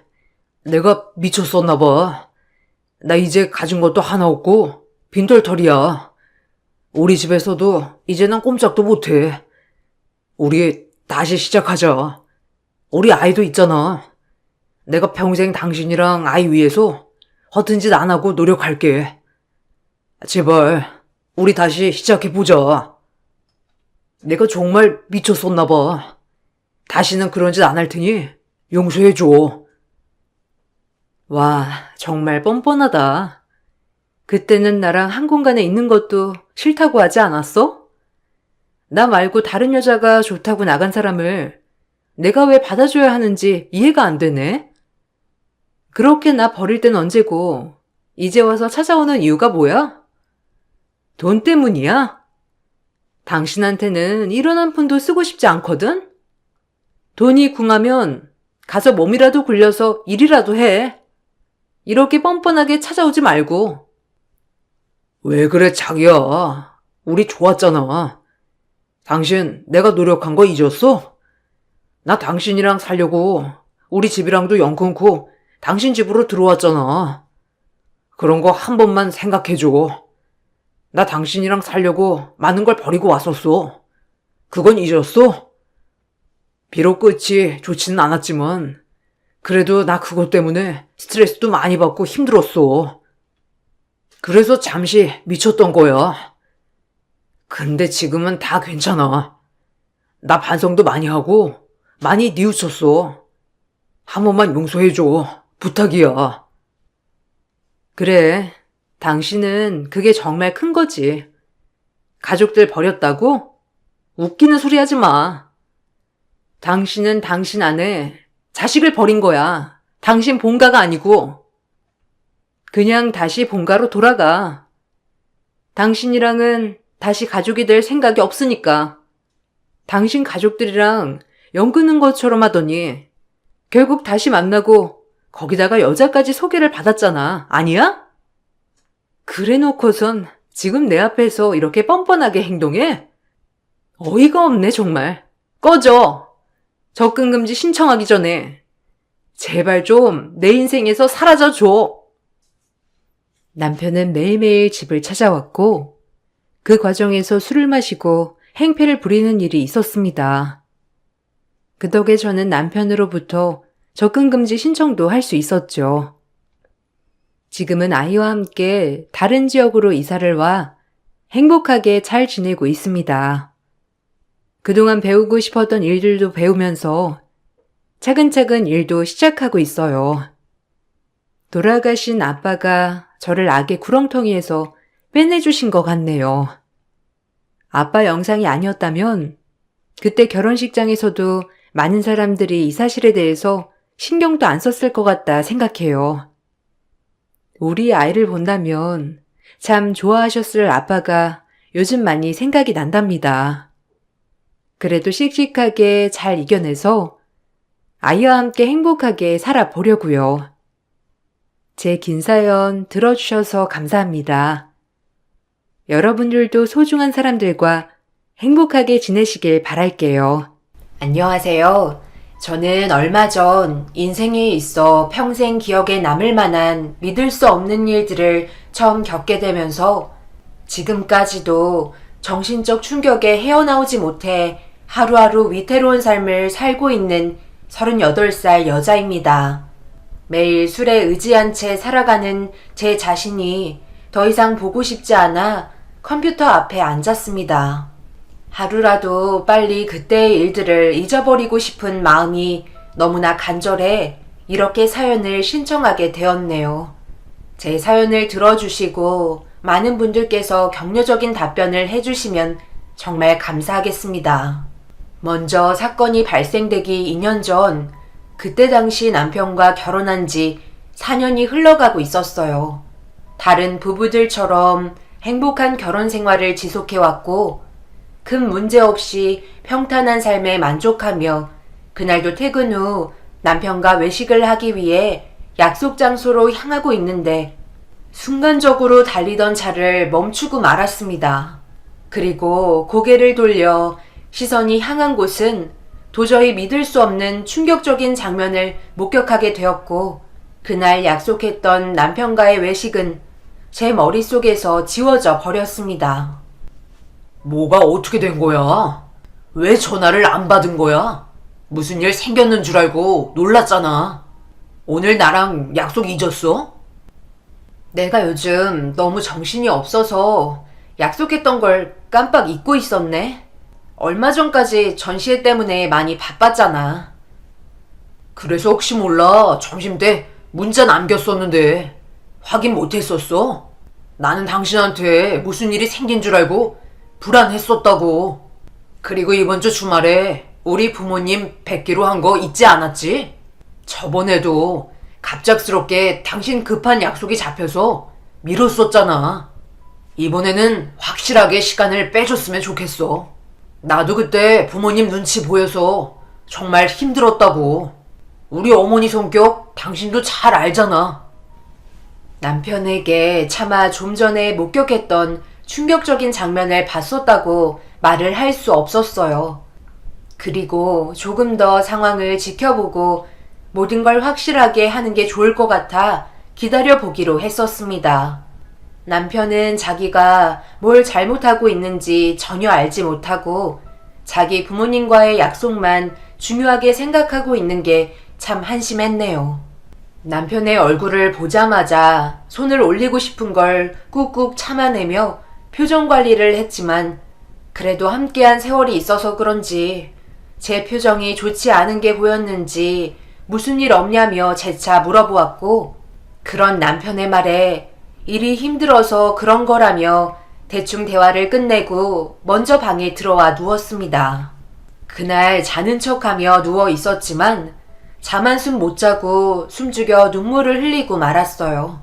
아무것도 모르고 코골며 자고 있는 남편을 바라보고 있으니 이제껏 서로 의지하면서 지냈던 게 아무런 의미가 없었다는 걸 알 수 있었고, 무엇을 위해 열심히 살았던 건지 후회가 밀려왔어요. 다른 여자와 손을 잡고 서로 바라보고 있던 시선은 한없이 행복해 보였습니다. 그리고 누가 봐도 깨가 쏟아지는 애정행각을 나누고 있었죠. 저를 보며 사랑한다고 했던 말들은 전부 거짓인 것 같았어요. 이럴 거면 도대체 왜 저와 결혼을 한 건지 전혀 이해를 할 수 없었습니다. 그날 동이 트고 날이 밝자 남편이 깨기 전에 서로 말도 섞고 싶지 않아 조용히 집을 나와 스튜디오로 향했습니다. 당연히 눈을 떴을 때 자기 옆자리에 제가 없다는 걸 확인했는지 전화가 울려왔지만 받지 않았고 묵묵히 제 일을 하며 그날 하루의 일정들을 마무리하면서 힘겨운 시간을 보내고 있었어요. 무언가 문제가 생겼다는 걸 눈치채지 못하게 하기 위해 중간중간 단답식으로 답장을 하며 위태로운 관계를 계속 유지하고 있었습니다. 그렇게 남편과 무의미한 시간을 보내면서 문제될 만한 증거들을 모으기 시작했어요. 전에는 몰랐던 남편의 행동들이 저에게 들키고 나서부터 왜 그런 행동들을 했는지 이해가 될 정도로 남편은 과감했었습니다. 워낙 둔했던 저라 남편이 저 말고 다른 여자를 만나고 있을 거라곤 전혀 생각하지 못했었죠. 어떻게 다른 여자를 사랑하면서 저에게 사랑한다는 말을 할 수 있는 건지 이해를 못하겠더라고요. 그것도 아무렇지도 않게 눈 뜨고 눈 감는 중간중간 저 몰래 다른 여자와 행복한 시간을 보내고 있었으면서 저에게도 진심의 사랑이 느껴지고 있었던 건지 아니면 그저 제가 불쌍해서 한마디 던져준 건지 오락가락할 정도로 오해할 만한 행동들을 계속해서 보여줬네요. 그런 끔찍했던 순간들을 참아내며 남편에 대한 많은 자료들을 생각보다 빠른 시간 안에 전부 모아놨었어요. 그리고 주말에 시부모님 뵐 때 가지고 있던 증거를 전부 뿌릴 계획을 세웠었네요. 그렇게 주말에 남편이 미리 예약해 두었던 약속 장소에 모두 모여 형식적인 시간을 보내고 있는데 전에 약속을 펑크냈던 기억이 안 좋으셨는지 저에게 말을 시키며 불만을 털어놓으셨어요. 남편은 눈치가 보였는지 제 편을 들어주면서 이런저런 변명의 말을 하는데 그런 모습조차 이미 가식으로밖에 보이지 않았습니다. 저번에 시애미가 얼마나 기분이 안 좋았는지 아니? 그래도 신경 써서 준비했었는데 그날 갑자기 약속을 깨버리면 어쩌자는 거야? 죄송하다는 문자 하나 박아놓고 지금까지 안부 전화 한 통 없었지? 며느리 하나 잘못 들이면 집안 망한다던데 그런 말이 실제로 적용되지 않았으면 좋겠다. 아무리 일도 좋지만 우리도 그렇게 한가한 편은 아니다. 세아가 네가 보여준 돌발 행동이 한두 번은 웃으며 넘어갈 수 있지만 그런 일이 반복되면 더 이상 두고 보지 않겠다는 말이야. 시애미 말이 무슨 뜻인지 이해하지? 그렇다고 깜짝 선물을 주는 것도 아니고 최근에는 정말 많이 실망했다. 그래서 제가 어머님한테 너무 죄송스러워서 선물 하나 준비했어요. 워낙 비싼 물건이라 보고 놀라시면 안 돼요. 시모는 선물이라는 말에 순간적으로 기분이 좋아졌는지 빨리 내놓으라며 손을 내밀었고 저는 어머님의 손에 가방에 있던 서류 봉투 하나를 건네주었어요. 자기가 상상했던 물건이 아니라서 실망을 했는지 미간을 구기면서 뭐냐고 물어보길래 묵묵히 끝내지 못한 식사를 마저 했습니다. 어머님은 서류 안에 들어있던 내용물을 꺼내 들었고 충격적인 장면들이 담긴 사진들을 펼쳐보며 손을 부들부들 떨기 시작했어요. 옆에서 그런 모습을 지켜보시던 아버님도 시모가 들고 있던 사진을 확인하게 되면서 순간 너무 놀라셨는지 딸꾹질까지 하며 나머지 사진들을 펼쳐보셨습니다. 그리곤 화가 머리끝까지 치밀어 오르셨는지 아버님은 남편의 얼굴에 물을 뿌리셨고 테이블에 놓인 사진들을 확인한 남편은 사색이 돼선 아무 말도 하지 못한 채 고개를 떨구고 있었습니다. 그런데 제가 생각했던 반응과는 다른 시모의 한마디가 저를 놀라게 하고 말았어요. 그래서 네가 지금 원하는 게 뭐야? 이혼이라도 하겠다는 말이야? 이런 일이 있으면 조용하게 둘이 처리하면 될 것을 아무것도 모르고 있던 시부모에게 이런 식으로 행동해야지만 속이 후련하니? 시애미가 목덜미 잡고 쓰러지는 걸 상상한 것 같은데 이거 어쩌나? 나는 전혀 아무렇지도 않은데 남자가 사회생활하다 보면 다른 여자 만날 수도 있는 거지. 이깟 사진 몇 장으로 우리 가족을 휘두르려 해? 아들, 뭘 잘못했다고 고개를 떨구고 있어? 남자라면 당연히 그럴 수도 있는 거다. 뭐라고요? 지금 이 상황이 정상적이라는 말이에요? 어떻게 그런 말을 하실 수 있으세요? 남자가 사회생활하다 보면 그럴 수 있는 거라고요. 그럼 저도 똑같이 사회생활 하니까 다른 남자 만나고 다녀도 된다는 거네요. 제가 그렇게 했다면 똑같이 받아들여 줬을까요? 어디 말 같지도 않은 변명을 늘어놓고 계세요. 이 사람이 당연히 잘못했으니 그에 따른 처벌을 받아야 하는 게 맞는다고요. 그래서 아버님이 얼굴에 물을 뿌린 거 아니에요? 제가 오늘 이 자리에 이 사람 외도 증거를 가지고 오면서 마음의 정리를 전부 끝낸 상태이기 때문에 바로 이혼 진행할 거고요. 그에 따른 위자료 청구할 테니 불만 있으시면 법적으로 대응하시면 되겠네요. 그럼 저는 볼일 끝난 것 같으니 먼저 자리에서 일어나 보도록 하겠습니다. 그 순간 온몸을 떨고 있던 시모는 자리를 박차고 일어나 제가 꼴보기 싫었는지 인성이 바닥인 걸 알려주듯 막말을 퍼붓더니 그걸로도 분이 안 풀리셨는지 결국 제 머리를 잡고 사정없이 흔들어 버리셨어요. 그런데 더 충격적인 건 제 머리가 흔들리고 있는데 남편은 시모를 말릴 생각도 하지 않았다는 게 이미 저에 대한 사랑이 바닥이라는 걸 말해주고 있었어요. 아버님이 저와 시모를 겨우 뜯어 말리면서 상황이 진정되었지만 자리에 그냥 앉아있던 남편의 행동에 결국 조용히 끝내려 했던 저는 이성을 잃어버렸고 더 이상 참을 수 없어 남편에게 분노를 표출하고 말았습니다. 식당이 떠나갈 정도로 소리를 질러대며 남편의 얼굴에 몇 차례 손이 올라가 버렸고 그런 모습을 옆에서 지켜보던 시모는 자기 아들 몸에 손을 댔다고 더욱더 난리를 치셨죠.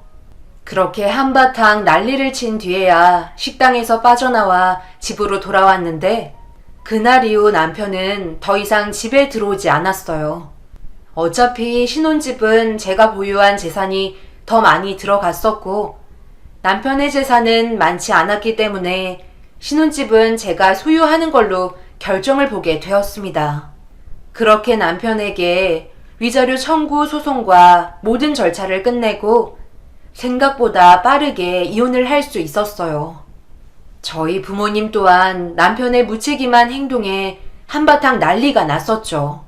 생각하기도 싫은 그날의 기억들을 뒤로한 채 저는 고객과의 약속을 지키려 아픈 마음을 삭히면서 출장을 다니며 사진작가로서 최선을 다해 일을 해오고 있었습니다.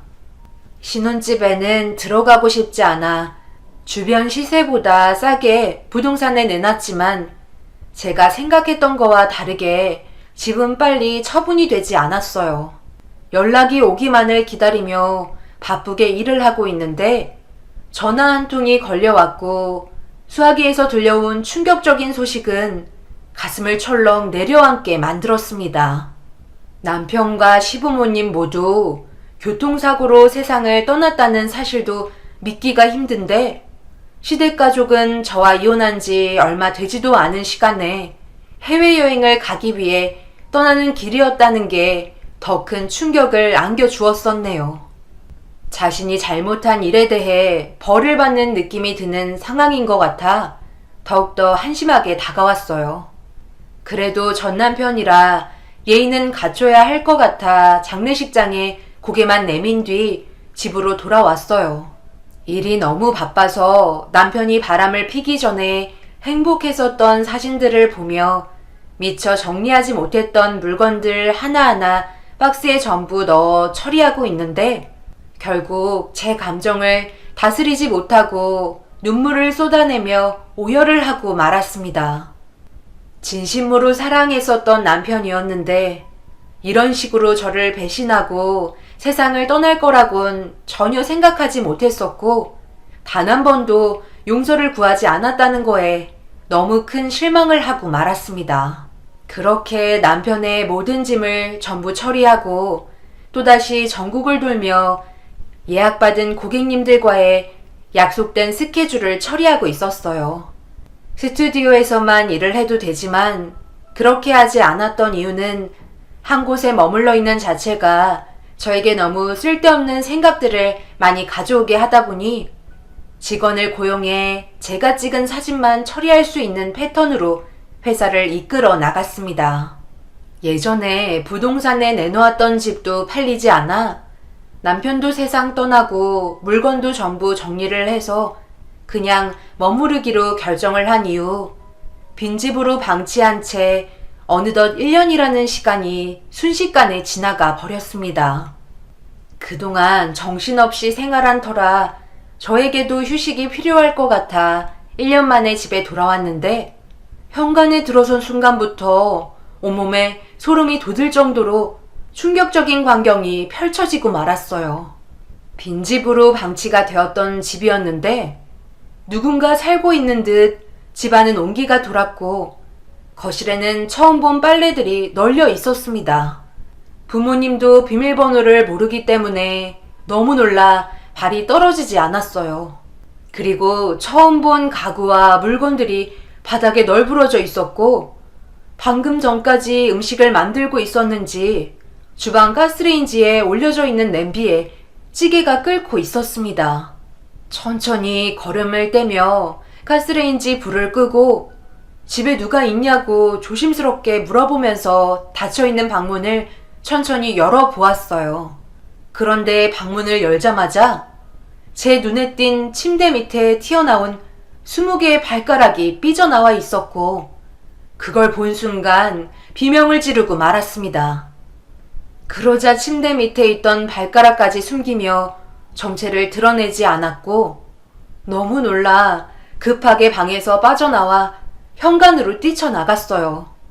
그리고 떨리는 손을 진정시키며 경찰에 신고를 한 뒤 경찰분들과 다시 집으로 들어간 순간 방에서 나온 한 사람과 눈이 마주쳤는데 드러난 정체에 너무 놀라 왜 여기에 있는지 물어보게 되었네요.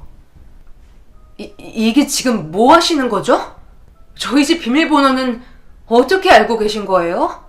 남편이 세상을 떠나서 안 바꿔도 될 것 같아 그냥 놔뒀었는데 지금 이 상황을 보면 꽤 오랜 기간 동안 저희 집에 머물러 있었던 것 같은데 이거 주거 침입인 거 알고 계시죠? 이건 이해할 필요가 없을 정도로 심각한 상태라고요. 현관 비밀번호 세상 떠난 남편 외에 아무도 알지 못해요.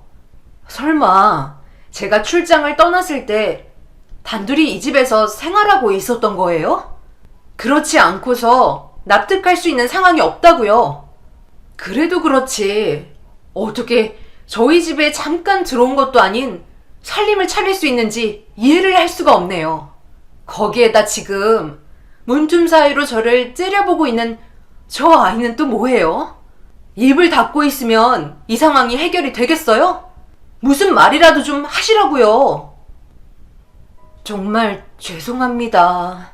제발 부탁이니 내치지만 말아주세요.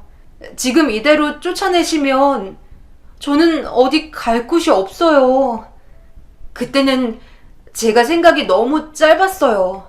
봉현 씨가 저에게 모든 걸 해주겠다며 접근하는 바람에 가진 게 없던 저로서는 도움이 필요했고 그렇게 한두 번 만나게 되다 보니 결국 넘지 말아야 될 선까지 넘고 말았어요.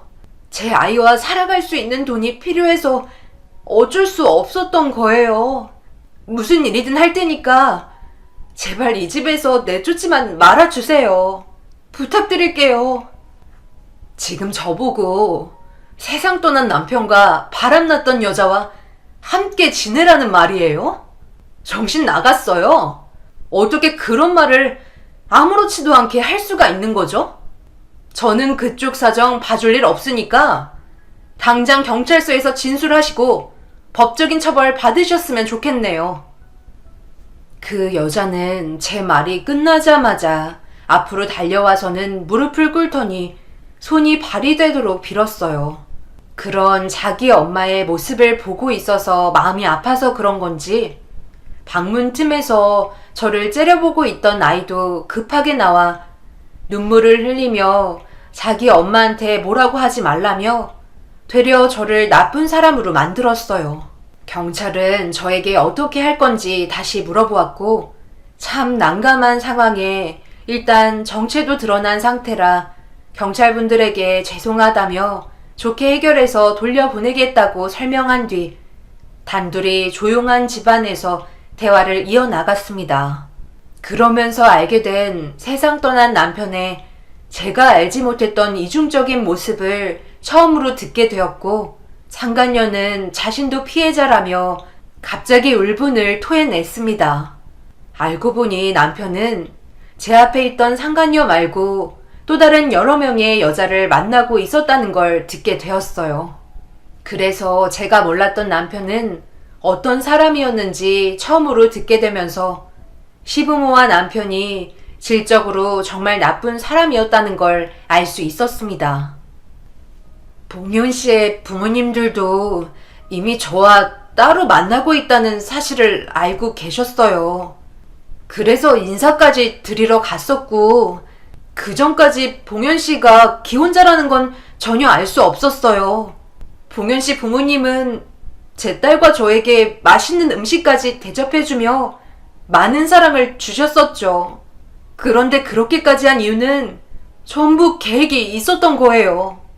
저로 인해 두 분이 결국 이혼을 할 수 있는 상황을 만들어주라는 조건이었고, 그렇게 해주면 이 집을 보상으로 주겠다는 얘기에 집이 절실했던 저에게는 너무나 큰 제안이라 받아들일 수밖에 없었어요. 제 딸과 매일 떠돌이 생활하는 것도 지겨웠고 그저 사람처럼 살고 싶은 마음뿐이었어요. 그래서 저와 봉현 씨의 만남을 알게 된 이후부터 점점 더 지나칠 정도의 모습들을 보여주면서 그런 모습이 사진으로 그쪽에게 전달이 된 거였어요. 이혼을 하려는 이유는 간단했어요. 결혼을 하지 못하고 나이만 차오른 가부집 여자와 다리를 놔주고 싶은 마음이 크셨던 것 같아요.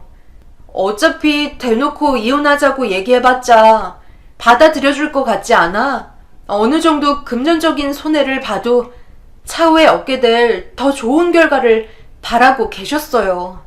그렇게 두 분은 이혼을 하게 된 거고 모든 건 계획대로 끝이 났었어요. 그런데 그 이후부터 봉현 씨가 제 전화를 계속 피하며 저에게 처음 말했던 조건에 대해 들어주려 하지 않아 문제가 생기게 된 거였죠. 모든 게 거짓이었다는 걸 알게 되자 이혼만 당하게 된 저는 가만두지 않겠다며 받은 만큼 되돌려주려 계획을 했지만 이미 세상을 떠나버려 제가 할 수 있는 건 아무것도 없었어요. 그쪽이 출장을 갈 때마다 이 집에서 그 사람과 함께 시간을 보냈기 때문에 잦은 출장이 많다는 것도 알 수 있었고, 그래서 쥐죽은 듯 몰래 지내면서 다른 곳을 찾아보려 했는데 하루 이틀이 지나고 한 달이 지나도록 집에 오지 않자 저도 모르게 제 딸과 이 집에서 지내고 싶은 마음이 점점 더 커지면서 결국 이런 상황까지 오고야 말았네요. 그동안 제가 저질렀던 잘못된 행동에 대해 정말 죄송하게 생각하고 있어요. 매일매일 그때의 일들을 후회하고 있고 그쪽에게 용서를 구할 날만 기다리고 있었어요. 제가 한 잘못에 대해 평생 뉘우치며 살 테니 작은 집 하나 얻을 수 있을 정도의 돈만 마련할 수 있게 사정을 좀 봐주시면 안 될까요? 대놓고 철판을 깔아버린 여자의 행동에 당황스러워 아무 말도 하지 못하고 그저 멍하니 바라만 보고 있었어요. 그 여자의 상황이 어찌 되었든 한 공간에 함께 할 수 있는 사이는 아니기 때문에 죄송하다고 얘기하려 했는데 저를 빤히 쳐다보고 있는 여자아이와 눈이 마주치면서 쉽게 안 되겠다는 말이 입에서 나오지 않았습니다. 저도 그 사람에게 배신을 당했고 이 여자의 의도가 무엇인지 충분히 알았지만 똑같이 배신을 당한 입장이라 참 난감한 상황이었어요. 여자를 보고 있으면 그때의 일들이 떠올라 용서가 안 되었고 아이를 보고 있으니 무작정 내쳐버리면 저도 똑같은 사람이 되는 것 같아 그저 난감하기만 했었습니다. 결정을 하지 못해 우두커니 서 있는데 제 옷깃을 잡던 아이가 자기도 잘못했었다며 엄마가 한 행동이 나쁘다는 걸 알고 있으면서 방해가 되지 않게 묵묵히 기다리고 있었다는 말과 함께 눈물을 보였습니다. 결국 이러지도 저러지도 못하는 상황 속에 복잡해진 머리를 정리하는 게 좋을 것 같아 제 집인데도 일단 밖으로 나오게 되었어요. 그리고 스튜디오로 돌아가 그 사람들을 어떻게 하면 좋을지 많은 고민을 하게 되었네요.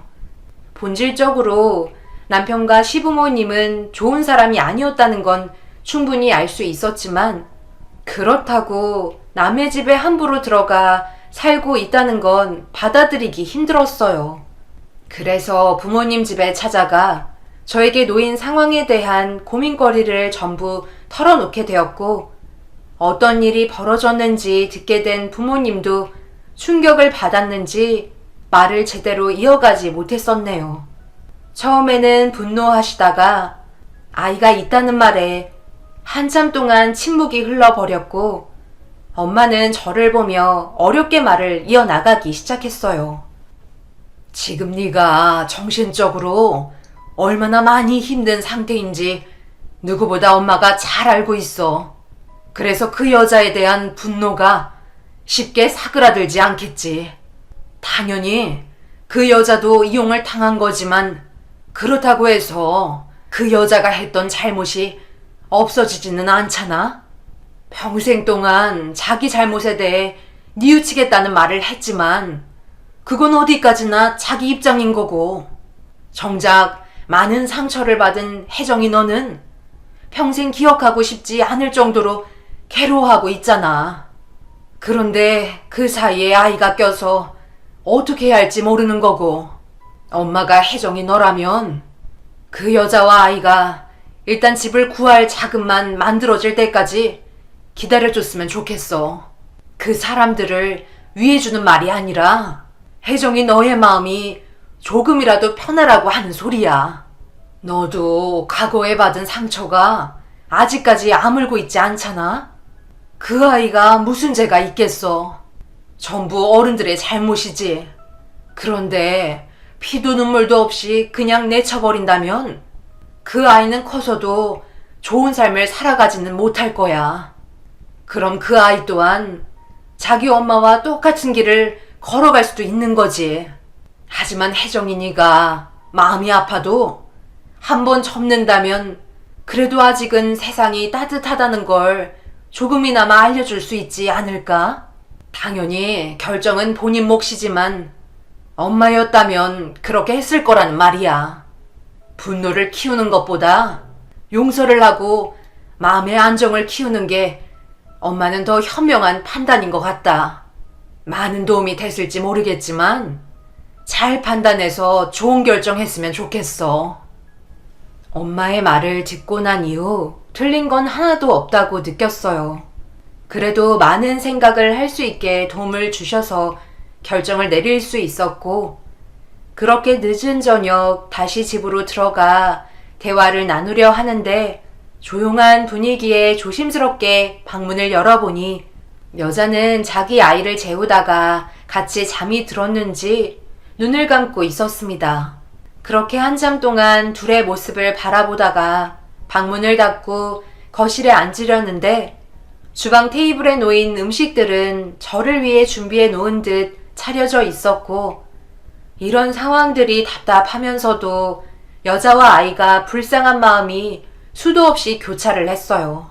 그렇게 한참 동안 거실에 앉아 있으니 아이가 깰까봐 조심스럽게 방문을 열고 나오는 여자가 저를 보며 화들짝 놀라며 고개를 숙인 채 그 자리에 서 있길래 옆에 앉으라고 얘기한 뒤 대화를 이어나갔습니다. 그리고 제가 내린 결정에 대해 말해주며 앞으로 집을 마련할 수 있는 자금이 모아질 때까지만 머무를 수 있다고 설명해 주었어요. 그 여자를 용서해 준 게 아닌 아이를 위해 내린 결정이라는 것 또한 말해 주었네요. 그렇게 대화를 끝내고 저는 다시 스튜디오로 돌아왔어요. 어차피 며칠 뒤 출장을 나가야 해서 스튜디오에서 생활해도 충분했습니다. 그렇게 밀린 작업에 열중하며 시간을 보내고 있는데 다음날 저녁 직원들이 퇴근하고 잠시 숨을 돌리던 도중 스튜디오 문을 두드리는 소리에 현관으로 다가가니 제 앞에 여자와 아이가 밝은 웃음으로 문을 열어달라고 얘기하고 있었어요. 일하는 곳을 알려주지 않아 당황하며 문을 열어주자 집에 명함이 있어 찾아올 수 있었다고 설명해 주면서 양손에 먹을 걸 사가지고 왔더라고요.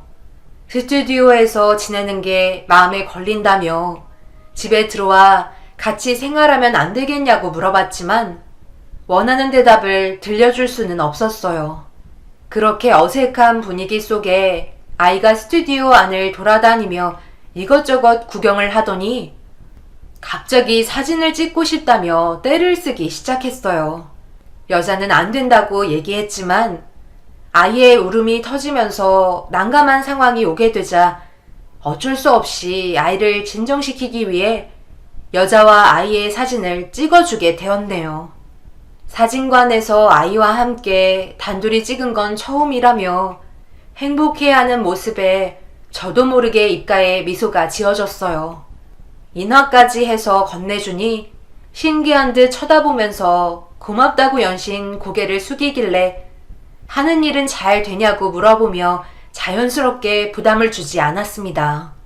그렇게 이런저런 대화를 하면서 잠시나마 함께 시간을 보냈고 여자는 아이를 데리고 집으로 들어가게 되었네요.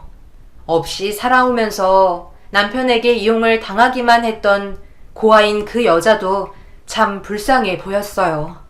그래도 자기 자식 버리지 않고 어떠한 상황에서도 데리고 살려는 모습을 보니 대단해 보이더라고요. 살려는 의지가 상당히 강해 보였고 그런 모습은 본받고 싶은 장점인 것 같았습니다.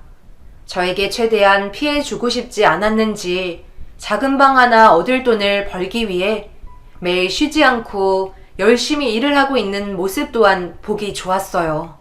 그렇게 서로는 별 문제 없이 잘 지내오고 있었는데 그 여자도 어느 정도 자금이 모였는지 일하고 있는 근처에 집을 알아보기 시작했다며 들뜬 기분을 보여주고 있었어요. 제가 이번에도 야근을 해야 될 것 같은데 죄송하지만 하은이 좀 잠시 맡아주실 수 있으세요? 오랜 시간 걸리지 않을 것 같고 한두 시간 정도만 봐주시면 될 것 같은데 퇴근하고 스튜디오로 야식 사가지고 갈게요. 요즘에 너무 자주 부탁드리는 것 같아 죄송해요. 그래도 자금이 거의 다 모인 터라 일을 게을리할 수는 없을 것 같아서요. 하루라도 빨리 집을 비워드려야죠. 천천히 하셔도 돼요. 뭐든 급하게 하면 제약이 마련이에요. 하은이는 걱정하지 말고 일에 집중하세요. 요즘 하은이가 그래도 저를 잘 따르는 편이라 돌봐주는데 큰 어려움은 없는 것 같아요. 퇴근하고 연락 주세요. 조금이라도 더 벌기 위해 악착같이 일을 하는 모습은 좋았지만 문제는 이사를 가더라도 하은이가 방치될 것 같은 느낌에 불안한 마음도 함께 오게 되더라고요. 어느새 정이라도 들은 건지 처음 어색했을 때와 다르게 저를 잘 따라주다 보니 하은이에게 점점 더 신경이 쓰이게 되었고 곁에 없으면 느낌이 이상할 정도로 저에게 많은 비중을 차지하고 말았습니다. 함께 할 수 있는 시간도 앞으로 얼마 없을 것 같아 주어진 시간에 많은 것들을 해주고 싶은 마음이 크게 다가왔어요. 그래서 사진도 많이 찍어주고 하은이가 가지고 싶은 선물도 몇 가지 사주면서 앞으로 행복하게 살기를 바랐습니다. 그렇게 2시간이 지나고 예정대로 핸드폰에 전화가 울려야 하는데 일이 생각보다 늦어지는지 전화 올 시간이 지나도 제 핸드폰은 전원이 꺼진 것처럼 아무런 반응도 없었어요. 그런데 예상 시간보다 2시간이 더 지나가면서부터 점점 불안해지기 시작했고 역시나 제 직감이 맞아 떨어졌는지 늦은 새벽 시간에 전화가 오게 되면서 수화기에서 들린 말은 믿을 수 없는 충격적인 상황을 접하게 만들었네요. 받아들이기가 상당히 힘이 들었지만 몇 번이나 재차 물어보면서 현실을 거부했습니다.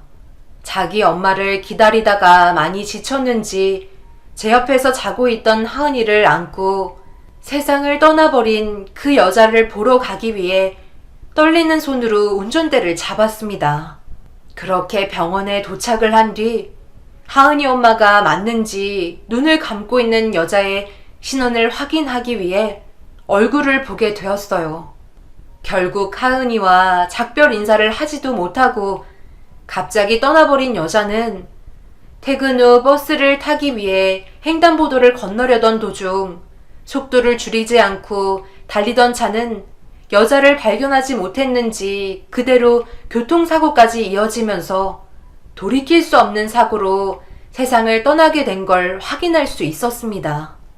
하은이는 뒤늦게 엄마와 평생 작별을 해야 한다는 충격적인 결과를 이해하게 되면서 병원이 떠나갈 정도로 자기 엄마를 부르며 돌아와 달라고 하염없이 눈물을 흘렸습니다.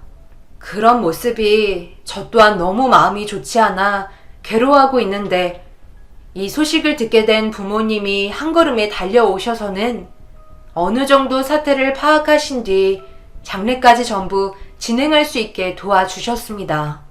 그런데 장례를 치르려 하던 도중 엄마는 저에게 전혀 생각하지 못한 말을 꺼내셨고 처음 본 엄마의 모습에 당황하고 말았습니다. 네가 엄마를 어떻게 생각하는지 그건 중요하지 않다. 다 너를 위한 거고 이럴 때일수록 엄마는 냉정해져야 된다고 생각해. 지금은 엄마가 이런 말 하는 거에 있어 받아들이기 힘들지도 모르지만 내 딸 인생이 걸린 문제라 어쩔 수 없단다. 엄마와 아빠가 도와줄 수 있는 건 장례까지야. 그 이상은 힘들다. 혜정이 너도 여기까지만 하고 이제 그만했으면 좋겠어. 한 번뿐인 인생 망치고 싶지 않잖아? 그러니 장례 끝나면 하은이는 시설로 돌려보냈으면 좋겠구나. 너에게 이런 말 하는 엄마의 입장도 좋은 건 아니야. 혜정이 네가 좋은 남자 만나 다시 새 출발하는 걸 보고 싶고 이쁜 아이 가져서 행복하게 살아가는 모습을 보면서 눈을 감는 게 엄마 소원인데 하은이의 인생을 책임지는 건 문제가 있다고 생각해. 엄마의 입장에서 생각해보면 이해하지 못하는 건 아니었어요. 충분히 이해할 수 있을 정도로 지금의 상황이 상당히 중요한 시점이라는 걸 저희 가족 모두 잘 알고 있었습니다. 인생이 걸린 문제라 쉽게 결정할 수 있는 건 아니었어요. 그래서 어렵게 꺼낸 엄마의 말을 부정적으로 받아들이지 않고 많은 고민에 빠져 있었어요. 시설을 보낸다면 당연히 편하겠지만 그동안 함께했던 시간들이 머릿속에서 잊혀지지 않을 것 같아 쉽게 결정을 내릴 수는 없었어요. 더군다나 엄마를 잃은 슬픔을 가지고 있는 하은이에게 저마저 등을 돌린다면 자기 엄마처럼 고아원에서 생활하며 변화된 삶이 아닌 그 뒤를 똑같이 밟아가는 인생을 살게 될까봐 그런 점들이 저에게 많은 걱정을 안겨주었네요. 그렇게 하은이 엄마의 장례가 끝이 나고 단둘이 조용한 공간에 남아있는데 어린 나이에 벌써 자기가 어떻게 될 거라는 걸 알고 있었는지 마음의 준비가 되었다며 하은이의 입에서 시설에 언제 가냐고 눈물을 흘리며 괴로워하고 있었습니다. 왜 이런 시련들이 저에게 오게 된 건지 너무나 답답해 술에 의지하며 처음부터 집에서 내쫓았으면 이런 일도 없었을 거란 과거의 일들을 후회하고 있었어요. 고민을 하고 있는 제 자신이 정말 못나 보이고 한심한 것 같았습니다. 결국 마음이 가는 대로 움직이기로 결정하게 되었어요. 그래서 현재 하은이와 함께 지내고 있지만 문제는 제가 내린 결정으로 인해 부모님과의 사이에 문제가 생기고 말았습니다. 그래서 지금 이 상황을 어떻게 헤쳐나가야 할지 인생 선배님들의 의견을 듣고 싶네요. 부모님은 제가 내린 결정으로 인해 아직까지 제 얼굴을 볼 자신이 없다고 하세요. 아마 부모의 입장에서 자식이 선택한 인생의 앞날이 안 봐도 비디오라 많이 괴로워하시는 것 같습니다. 하은이는 현재 저를 엄마처럼 생각하고 있는지 정신적으로 많은 부분들을 의지하고 있어요. 앞으로 어떻게 살아야 할지 많은 고민에 빠져 있습니다. 하루빨리 이 괴로운 시간이 지나고 모두가 웃으며 지낼 수 있는 그날이 다가왔으면 좋겠네요. 여러분들의 의견을 들어보고 진지하게 결정한 뒤 인생 계획을 세워보도록 하겠습니다. 감사합니다.